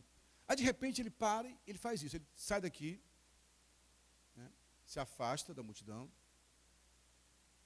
sobe numa parte mais alta do monte e ele se assenta. Fica sentado. Aí sabe o que acontece? Do meio da multidão, começa a ver algumas pessoas, que são os discípulos, e se assentam em volta dele. A multidão sabia que quando Jesus sentava, era para ensinar. Estou bem, fica tranquilo, os agachamentos estão dando certo, né? Sentiu, né? Então assim, o reflexo está bom, o velhinho está bem, fica tranquilo. Então, quando Jesus se assenta, a mensagem era, eu vou ensinar. E aí a multidão não quer ensino. A multidão quer show, quer espetáculo. A multidão quer frenesi. A multidão não tem identidade, não tem CPF. É só multidão. Deus não se ilude com multidões. Não as despreza, porque Cristo desprezasse multidões, não ia para as campinas, para os vales, onde cabia muitas pessoas. Mas ele sabia muito bem a natureza das pessoas. Ele se assentava para que os discípulos se aproximassem. Então, o maior sermão registrado nos evangelhos, que ocupa alguns capítulos de Mateus, de Marcos e Lucas, não foi vociferado, não foi gritado a plenos pulmões. Porque quando alguém se assenta, não dá para falar muito alto. Ele falou ao pé do ouvido de um grupo menor. Meus amados irmãos, filhos estão dispostos a aprender. Filhos se assentam para ouvir. Por isso, não é qualquer vento de doutrina que leva o filho embora. Agora, ele aponta não características que eu posso ter, o Evanildo não ter, que o Guião pode ter, a Bruna não ter, que a Andressa pode ter e a Rita não ter, não é isso que ele está falando. Ele aponta um retrato, uma imagem da plenitude do varão maduro, do Cristo, porque nós somos Cristo. É isso que eu quero que você entenda. Cristo em nós é a esperança da glória. Essa imagem é do próprio Cristo, porque o Cristo era pobre em espírito, porque ele lembra, ele tinha tudo. Filipenses 2, despiu-se da sua glória, esvaziou-se de tudo, desceu como pobre em espírito, abrindo mão de tudo que tinha. O Cristo era aquele que chorava. Um historiador judeu, Flávio Josefo, dizia que esse Cristo, esse Jesus, um dos seus relatos, é muito interessante, ele fala, os seus olhos parecem estar sempre lacrimejando e são apaixonantes. E devia ser assim os olhos de Jesus, estava sempre chorando.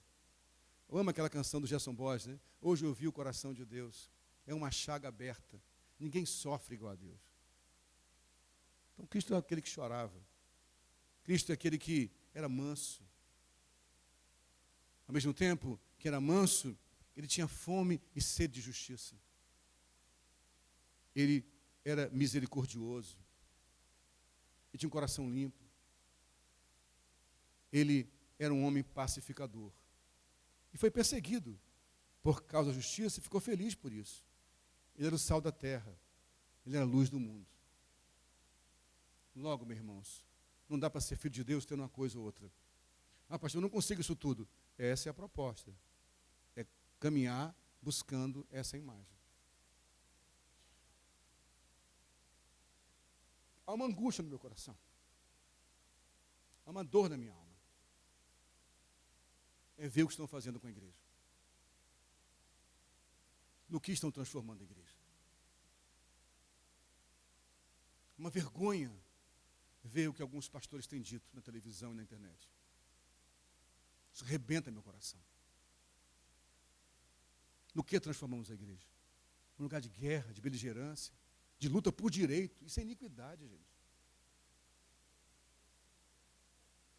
Então, essa imagem apontada pelo Cristo é o Filho de Deus. É moldado pelo último Adão. Então, por favor, estamos esse ano todo falando de 1 Coríntios 13, é o amor. Então, gaste um tempo profundo nas bem-aventuranças. Gaste um tempo aprendendo o que é esse Macários, o que é esse bem-aventurado. Gaste um tempo. Eu quero gastar algum tempo com você que hoje, certamente não vamos acabar o culto 11 horas, um pouco mais das 11, talvez, me perdoem, atrasar o seu almoço, mas eu não vou ter pressa hoje aqui. Se tiver que ir embora, tudo bem, eu respeito você, mas eu vou completar essa mensagem. Como eu falei, nós precisamos nos alinhar, gente. Porque o mundo está gemendo, aguardando a manifestação dos filhos de Deus. E a igreja que eu espero, na missão que Deus me deu como pastor, como irmão mais velho, forjar, não é uma igreja ideológica. Não é uma igreja política. Não vai confiar no mito, nem no Lula. Não vai confiar na direita nem na esquerda. Porque nós somos do alto. A igreja que eu quero construir não vai brigar um irmão com o outro, que ele pensa diferente dele. Vai abraçar esse irmão e caminhar juntos, mesmo pensando diferente. A igreja que eu estou lutando para construir não vai se manifestar no mundo lá fora pelo poder econômico que tem, mas pelo amor. Que os nossos vizinhos digam, ali é um grupo de pessoas que se amam tanto, que eles se respeitam até nas diferenças. Que eles não ousam ofender um ao outro. Que eles preferem ser ultrajados do que ferir. Preferem sofrer o dano do que causar o dano. A igreja que ali, aquele grupo de amigos, se amam tanto que eles sangram de dor, mas não ferem o outro. E, meus irmãos, não é o que eu tenho visto. É uma igreja lutando pelos seus direitos.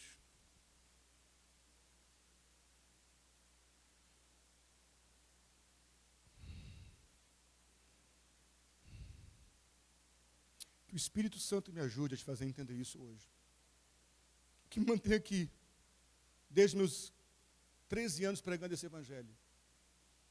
Se você me conhecesse tanto tempo atrás, podia mudar o estilo de pregação, mas a tomada era a mesma. É a certeza de que Deus vai construir uma geração de crentes que vai transformar essa nação.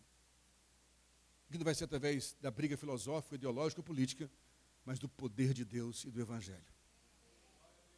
Então, quem é esse varão? Primeiro, ele é pobre em espírito. Desse pobre em espírito é o reino dos céus, é o reino de Deus. O que é ser pobre em espírito? A palavra usada aqui para pobre, no grego, quer dizer mendigo. Alguém que se curva. O que é um pobre espírito? É alguém que se vê como mendigo. Mendigo não luta por direito nenhum. Meus amados irmãos, quando a igreja lutou por direitos em Roma, ela se perdeu. Ela abraçou César. Quando ela lutou por direito na Alemanha, ela se vendeu para o nazismo. Quando ela lutou por direito no Brasil, nos anos 60, se aliou à ditadura. Historicamente, toda vez que a igreja se aliou com o poder, buscando seus direitos, ela se perdeu, porque ela é escrava de Cristo. Ela é serva, ela é mendiga, ela é peregrina nessa terra. O cristão tem que se ver assim. E ao se perceber mendigo, não em relação ao outro, se percebe mendigo diante do Senhor. Sabe de quem estamos falando? Aquele que está sentado no trono. Isaías 6 e Apocalipse 19, assentado no trono. Seus olhos são como chamas de fogo, seus pés são como latões reluzentes, suas vestes são brancas. Ele tem poder para com um olhar fulminar você. Nós esquecemos disso. Quem é que nós servimos? É um Deus com o sopro do seu hálito, acaba com toda a humanidade. E tem poder para isso, e faz isso quando quer. Que Deus dá vida e tira a vida. O Deus que me ama diz que horrenda coisa é cair na mão do Deus vivo, que não se deixa escarnecer. Nós estamos brincando com Deus. Tanta religiosidade, com uma vida de pecado livre, que um amado irmão, Bonhoeffer, que por lutar contra o nazismo morreu enforcado, chamava de graça barata. Deus não está brincando, Deus é santo. Deus ainda é santo. E crentes são santos. Tem vida íntegra. Não compram se não podem pagar. Não enganam os outros. Não ferem os outros. Não se prostituem. Eu preciso olhar para esse Deus como um mendigo, que carece da graça dele, da misericórdia dele todo dia. O Brasil foi contaminado com a teologia que foi forjada no inferno, onde eu vou para Deus cheio de direitos. Eu sou filho de Deus, Ele tem que me abençoar. Como é que eu estou dando tempo na igreja e não consegui emprego? Você é um condenado ao inferno. Nós somos condenados ao inferno. Nós nascemos no inferno e a graça nos alcançou. Somos mendigos, pobres em espírito. Só gente assim consegue entender o que é ser pleno nele. Eu oro por uma igreja no Brasil que seja pobre em espírito. Meu Deus, que vergonha que eu sinto de ver pastores sendo manipulados pela força política, de um lado e de outro. Que vergonha que eu sinto. Como eu chorei em casa esses dias, vendo pastores se vendendo para um lado e para o outro, como marionetes na mão de gente interesseira, levando o povo ao engano. Sim, teve gente sendo manipulada pelo Bolsonaro, e gente sendo manipulada pela esquerda também, sendo marionete na mão deles. Eu vi pastores tratando Lula como um ícone, e agora tratando o Bolsonaro como um ícone, e o Lula como lixo, daqui a pouco muda, porque tem interesses, porque há negócios escusos. Não, não e não. Isso não é um homem de Deus, isso não é um filho de Deus. Ele é miserável, ele é um mendigo.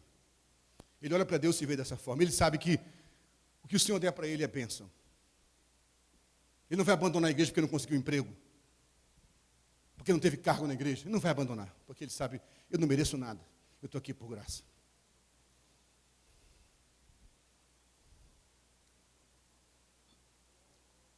As favas com autoconhecimento. Quer ter autoconhecimento? Se conheça em Deus. É lá que você é alguém. As favas com autoajuda. Busca a ajuda do alto de Deus, da misericórdia de Deus. As favas com a psicologia que diz que tudo é resolvido na terapia. Não é, eu sou psicólogo, mas nem tudo é resolvido na terapia. É no Evangelho. Não há cura fora do Espírito plena. Não há cura plena fora do Espírito. Ele chora, e porque chora é consolado. Ele chora pelo que tem que chorar. Chora pelos seus pecados. Ouça a pregação da Juju, que pregou um tempo atrás aqui sobre Paulo. Paulo não combateu a filosofia de Éfeso com mais filosofia, mas com choro. Pelo que você tem chorado? Quais são os motivos do teu choro? Pelo que você chora? Porque só quem chora como miserável e pobre de espírito, pelos seus pecados e pelo pecado do irmão, é consolado. Porque o Espírito Santo fica à vontade num coração que tem os olhos marejados por lágrimas. O Espírito Santo fica tranquilo num coração que tem os olhos molhados de lágrimas. Não com os olhos ardendo de ira e de ódio.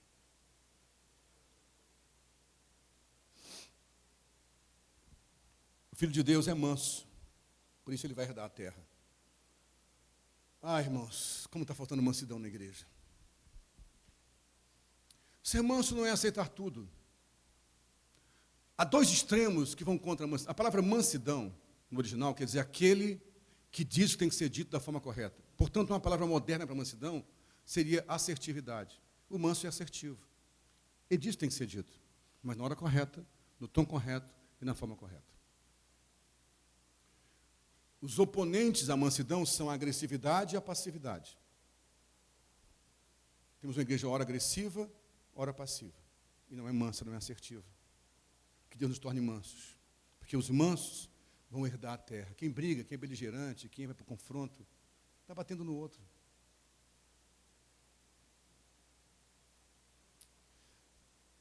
Deixa eu falar uma coisa, irmãos.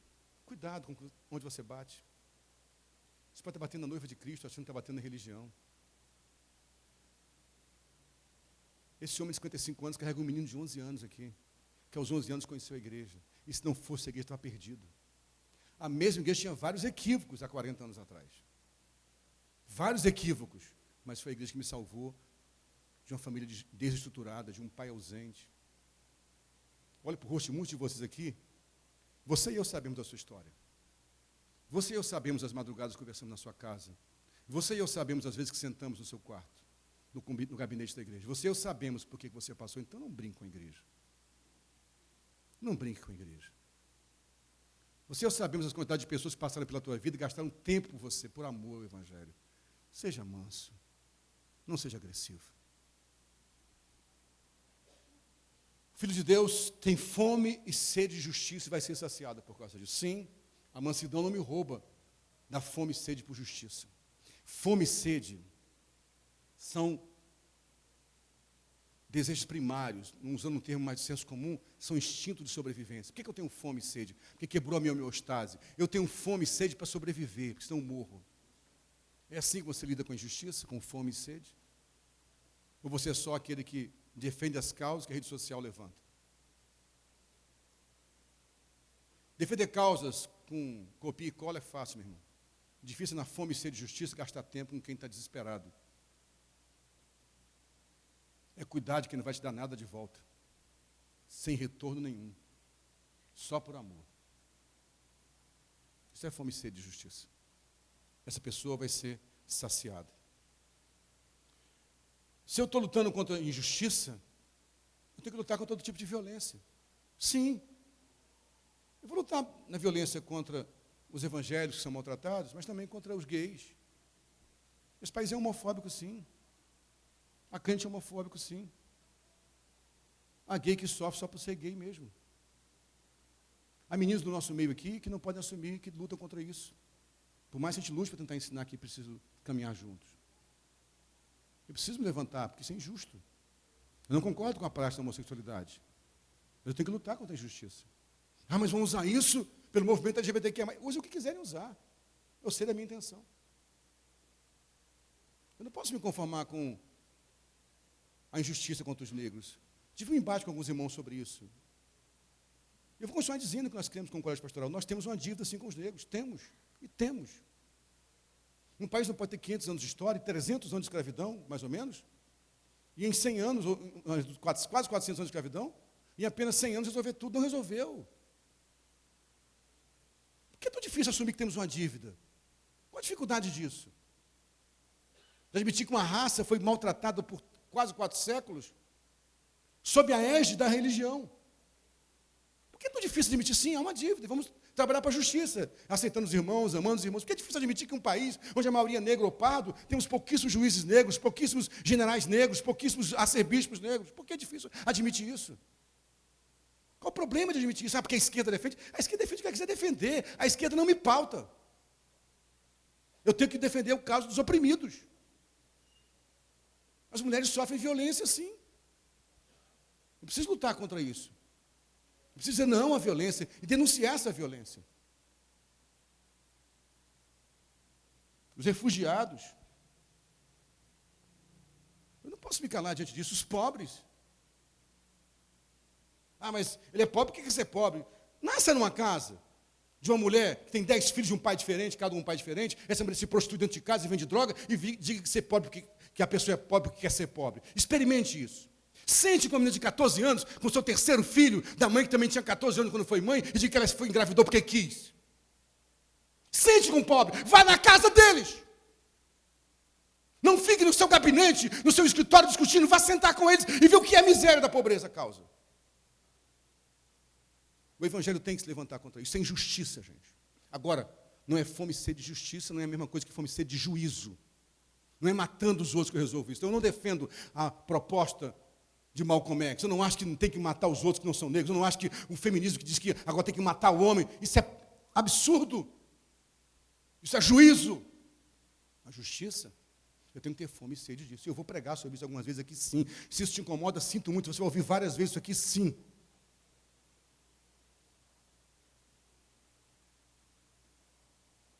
O Filho de Deus é misericordioso. Por isso, ele alcança a misericórdia. Oh, meus irmãos, nós precisamos de um batismo de misericórdia. Misericórdia, aquele que sente a miséria do coração do outro. Compaixão, compadecer, padecer com. Jesus várias vezes diz, movido de íntima compaixão, entranhável, dentro das entranhas. Eu gosto de pensar, às vezes, na antítese. Se a tese é, bem-aventurados os misericordiosos, porque alcançarão misericórdia, infelizes dos que não são misericordiosos, porque quando precisar de misericórdia, não vão alcançar misericórdia. Tenha misericórdia do seu irmão. Sinta a dor do outro. O Filho de Deus é pacificador, aliás, é limpo de coração. Por isso ele vê a Deus. Ele tem um coração limpo. Irmãos, uma coisa que está me incomodando muito, nós estamos ficando muito maliciosos. Todos nós. Que te volte a ser bobo. Que alguém conte uma piada e fala, não entendi. Está faltando essa ingenuidade no coração da gente. Eu sou réu, confesso, muitas vezes me vejo vendo coisas na internet que não faz sentido. E eu estou rindo. Rindo da piada suja, rindo do palavrão, rindo da malícia de alguém. Filho de Deus é pacificador. Não dá para ter filho de Deus provocando mais guerra, colocando lenha na fogueira. Eu quero mais que o circo pegue fogo. Não. Nós somos chamados para reconciliação, irmãos. Esse é o ministério da igreja. Aquele que gera paz, que produz a paz, que luta pela paz. Por isso o pacificador morre pela paz, mas não mata pela paz. O Filho de Deus, por causa disso, vai ser perseguido por causa da justiça. E ele fala, se alegrem com isso, se mentindo, disserem todo mal contra vocês. Como um amigo me disse uma certa vez, nunca esqueço, uma vez eu fiquei muito chateado com a situação que eu vivi aqui na igreja, se injustiçado, que a pessoa me acusou de algo que eu não tinha cuidado. Eu disse, que absurdo, eu cuidei dessa pessoa. Como é que ela diz isso? E eu fiquei muito mal naquele dia. Eu liguei para o Paulo Júnior, chateado, e Paulo, estou muito chateado. Ele falou, filho, fique em paz. Se preocupe. Quando falarem mal de você, for verdade. É isso mesmo. Se mentindo disserem mal contra você, se alegre. Por que eu vou brigar por isso? Vamos falar mal da gente. A perseguição vai ser inevitável, como diz o Pátio Laussani.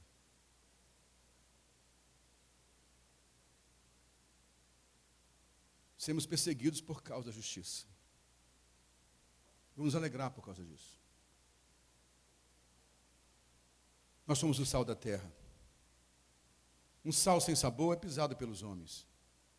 O sal ele tem estruturas que foram deixadas sobre a terra, ou exposto ao sol, à chuva, ou ao ar, ele perde o sabor. Se largado, ele perde o sabor. E lá em Israel, era muitas vezes usado esse sal que perdia o sabor, na época da neve, para colocar no chão. Até hoje faz nos Estados Unidos, o sal é colocado na neve, para a pessoa pisar no sal e não escorregar. Um sal que não salga mais é pisado pelos homens. Não é o que estão fazendo com a igreja no Brasil hoje, gente. Estão pisando na igreja.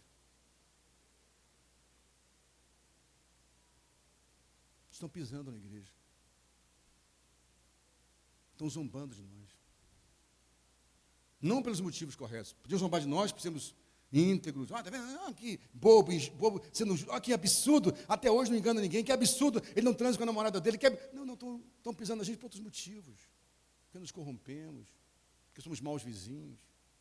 Porque somos maus pagadores. Estão pisando na igreja. Somos a luz do mundo. Por isso essa luz tem que brilhar.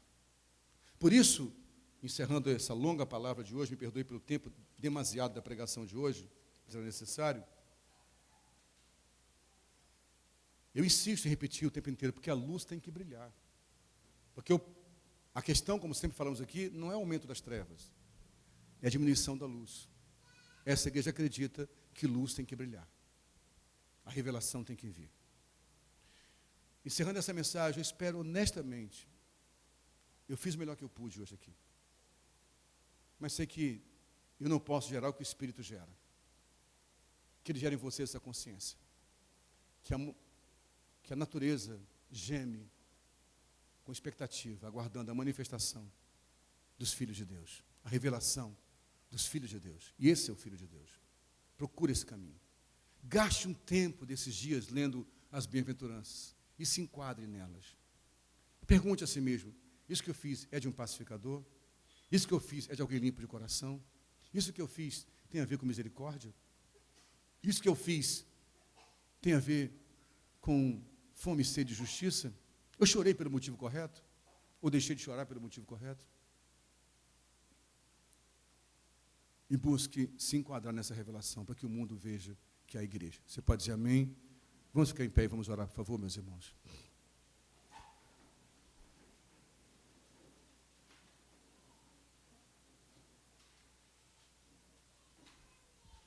E eu lhes peço, antes de orar, humildemente, com toda a honestidade de minha alma, eu lhes peço, ouça com atenção isso, eu lhes peço humildemente, se em algum momento a carne e o temperamento desse pecador vil atrapalhou a revelação do Evangelho para você, me perdoe. Se em algum momento você se sentiu ofendido, atacado, de verdade, não era essa a minha intenção. Me perdoe por não ser tão polido, por permitir que a minha sanguinidade nordestina venha à tona algumas vezes. Mas é sincero o que eu falei. Eu espero que Deus revele ao mundo uma igreja de gente que vive o Evangelho de verdade. E eu falo, não em nome apenas do Silfarne, porque mais uma vez compartilhei com o colégio pastoral que íamos compartilhar aqui, em nome do colégio pastoral dessa igreja. Essa é a visão da SEM. Se alinhe nisso, para que haja condição de caminhar. Talvez, sim, e por favor, eu entendo que eu estou te expulsando. Talvez Deus te queira em outro lugar, e eu respeito isso. Talvez diga, pastor, realmente eu te amo, eu acho isso legal, mas não dá para enquadrar. São coisas pequenas, mas tem outras que não dá. Eu penso muito diferente. Então, amém. Ninguém vai ser amaldiçoado ao sair daqui. Porque como falamos e cremos, a igreja cresce quando pessoas vão embora também. Se vão entendendo alguma coisa, vão levar mensagem para outro lugar, ela está crescendo. Mas ao ficar, esteja alinhado com o que nós cremos, estamos buscando, que é a revelação do que entendemos sem a imagem do Filho. Pai, muito obrigado pela manhã de hoje. Obrigado pela tua palavra que é eterna e plena. Nos ajude, Senhor, a viver esse evangelho integral. Nos ajude a sermos luz e sal. Eu oro por cada um de nós, que sejam enquadrados desse evangelho, Senhor. Que possam viver esse evangelho na plenitude. Levanta o Filho de Deus aqui, Senhor, que é pobre em espírito. Nos faz entender que somos pobres, que não temos direito a nada. Que lutar pelo nosso direito é perda de tempo, é incongruência. Nos faz chorar pelos motivos corretos, para que o teu Espírito nos console. Nos dá mansidão, Senhor, assertividade, para que ao invés de perder, herdemos a terra. Nos dá fome e sede de justiça, para que sejamos saciados pelo Senhor. Nos faz ser batizados no batismo de misericórdia, Senhor, para também alcançarmos misericórdia. Limpa o nosso coração, Deus, porque queremos te ver livremente, sem contaminação dos olhos. Nos faz sermos pacificadores, Senhor, para que assim as pessoas nos chamem de filhos de Deus, aquele que traz paz no ambiente, aquele que diz para um lado e para o outro, vamos caminhar juntos? Senhor, se fomos perseguidos por causa da justiça, se mentindo disserem todo mal contra nós, que nos alegremos, porque assim fizeram com os profetas e contigo mesmo. Deus, devolve o nosso sabor, a nossa salinidade. Queremos salgar essa terra. E devolve a nossa luz, a luz que vem de Ti, para que possamos brilhar. E assim a nossa luz revele ao mundo que há uma igreja e que há pessoas que são Teus filhos. Nisso cremos e por isso oramos, em nome de Jesus. Você pode dizer amém. Deus nos abençoe com a sua palavra. Glória a Deus. Ainda em pé, por favor, antes de entregar a doação de cesta básica, antes disso, a bênção de apresentarmos uma criança ao Senhor. Vamos apresentar o Noah Marques Valim de Oliveira, filho do casal Alípio e Fernanda, que o cortejo se prepara lá atrás para trazer o Noah.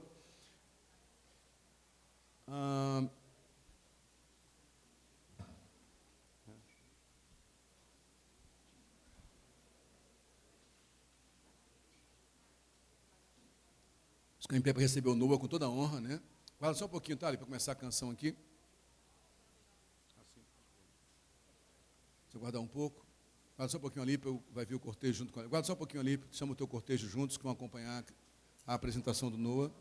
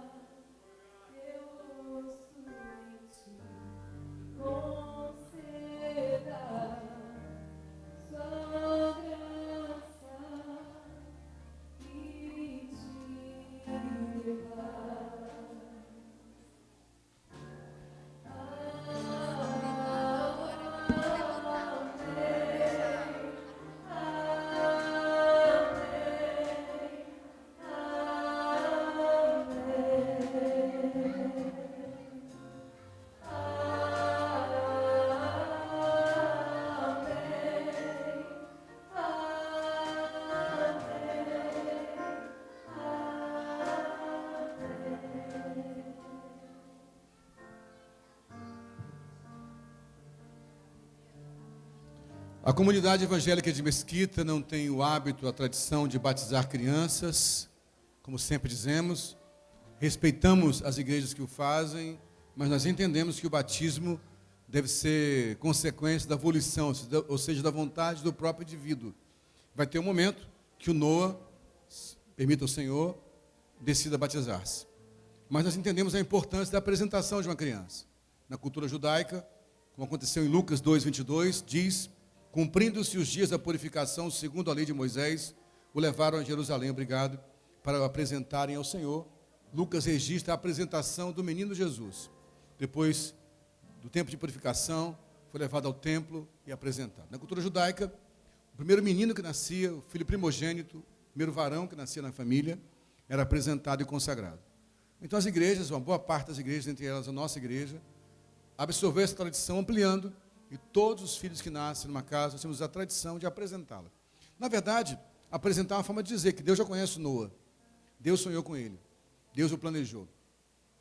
Estamos consagrando ele ao Senhor e apresentando a família que é a igreja. O Noah, na verdade, é filho do pai. E o pai cedeu ele a vocês por alguns anos. Assim como ele fez com Pedro. Vocês vão educá-lo, formá-lo, mas permitam que ele seja aquilo que Deus quer que ele seja. Ele não pertence a vocês, mas vocês têm a missão de dar a ele os primeiros passos em Cristo. Que isso seja feito com muita qualidade, com muito cuidado, para que o Noah cresça no caminho do Senhor. Amém? Antes de consagrarmos a criança, temos o hábito que o pai é a primeira autoridade sobre o filho, ore. Então eu queria que o Alípio orasse, abençoando a vida do Noah nessa hora.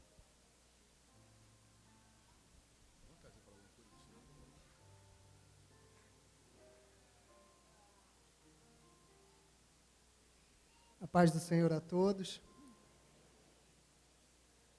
Queremos agradecer a Deus por essa rica oportunidade, mais uma vez, desse presente tão especial que Ele tem nos dado. Pai Celestial, queremos Te louvar nessa manhã, porque Tu és o Pai que ama com o coração de mãe. Muito obrigado, Senhor, por Tua graça, por Tua misericórdia, por Tua bondade, em poder segurar em meus braços, como disse o pastor Silfarner, o Noah, que é meu filho, mas é Teu filho. O Noah, Senhor, o Noé, o homem justo que foi no Antigo Testamento, que o Noah também seja para esse tempo e para essa geração. Um homem justo, um homem diferente, um homem que possa marcar toda a sua geração e a sua época, como alguém que pregou a sua palavra, como alguém, Senhor, que foi uma referência para esses tempos tão difíceis. Que ele seja um homem justo, cheio da tua verdade, cheio da tua bondade, cheio de assertividade e, acima de tudo, cheio da tua graça e da tua misericórdia. Dá-nos a tua sabedoria, em nome de Jesus. Se nós vamos para cá, toda a igreja, por favor.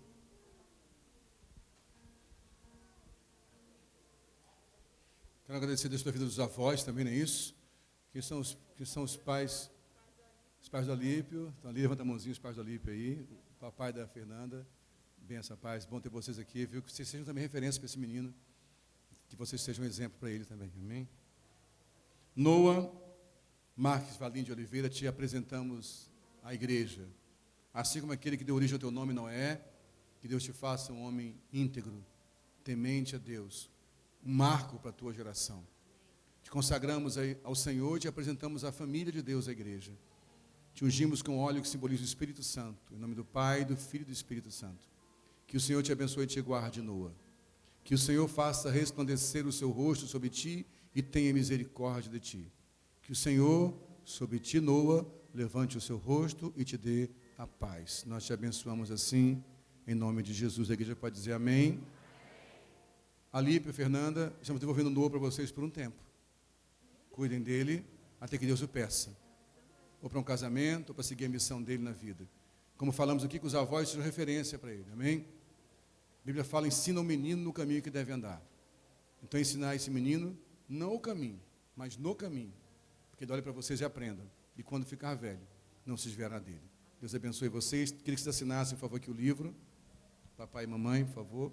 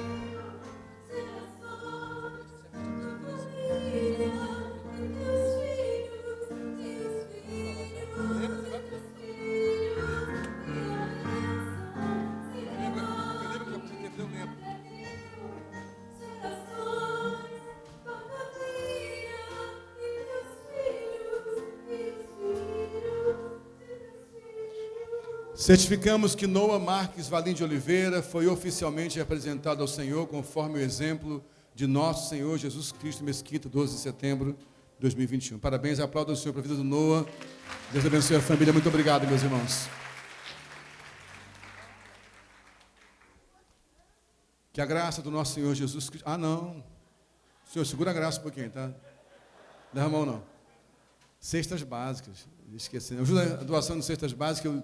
Isso aqui eu quero consertar com vocês um erro gravíssimo que eu tenho cometido. Todo segundo domingo é o dia da entrega da cesta básica. Eu estou esquecendo de orar com qualidade. Então, se alguém trouxe com doação de alimentos, o presbitério assumir um acordo esse mês que estaríamos cada um, ou pelo menos 2 famílias, cada uma cesta básica, para reforçarmos a doação. Se você trouxe algum item, traga aqui para frente da sua cesta básica. Há muitos irmãos desempregados, muitos irmãos com dificuldade financeira e precisamos ajudá-los, amém? Essa cesta básica não tem a ver com a cesta básica da ONG, né? A ONG tem, a Associação Vida Plena tem ajudado 50 famílias da comunidade em torno da igreja com cesta básica, praticamente 1 tonelada de alimentos todo mês sendo entregues pela ONG, mas isso aqui é para os membros da igreja, para os nossos irmãos. Então, se você não trouxe hoje, por favor, traga durante a semana, mas lembre, a partir de agora, todo segundo domingo, no final do culto, vamos entregar as cestas básicas. Então, traga um memorial para que sirva de exemplo, de ilustração para os outros para caminhar nesse propósito, amém? Agora sim, perdoe, foi mal, senhor. Vou começar de novo, tá? Não queima em cima, não, foi só um... Estou brincando. Que a graça do nosso Senhor Jesus Cristo, o amor do Deus Pai e a comunhão do querido Espírito Santo sejam sobre todos aqueles que aguardam a vinda do Senhor, não só hoje, mas para todos sempre. Você pode dizer amém? Aplauda o Senhor, um bom domingo, vão com Deus.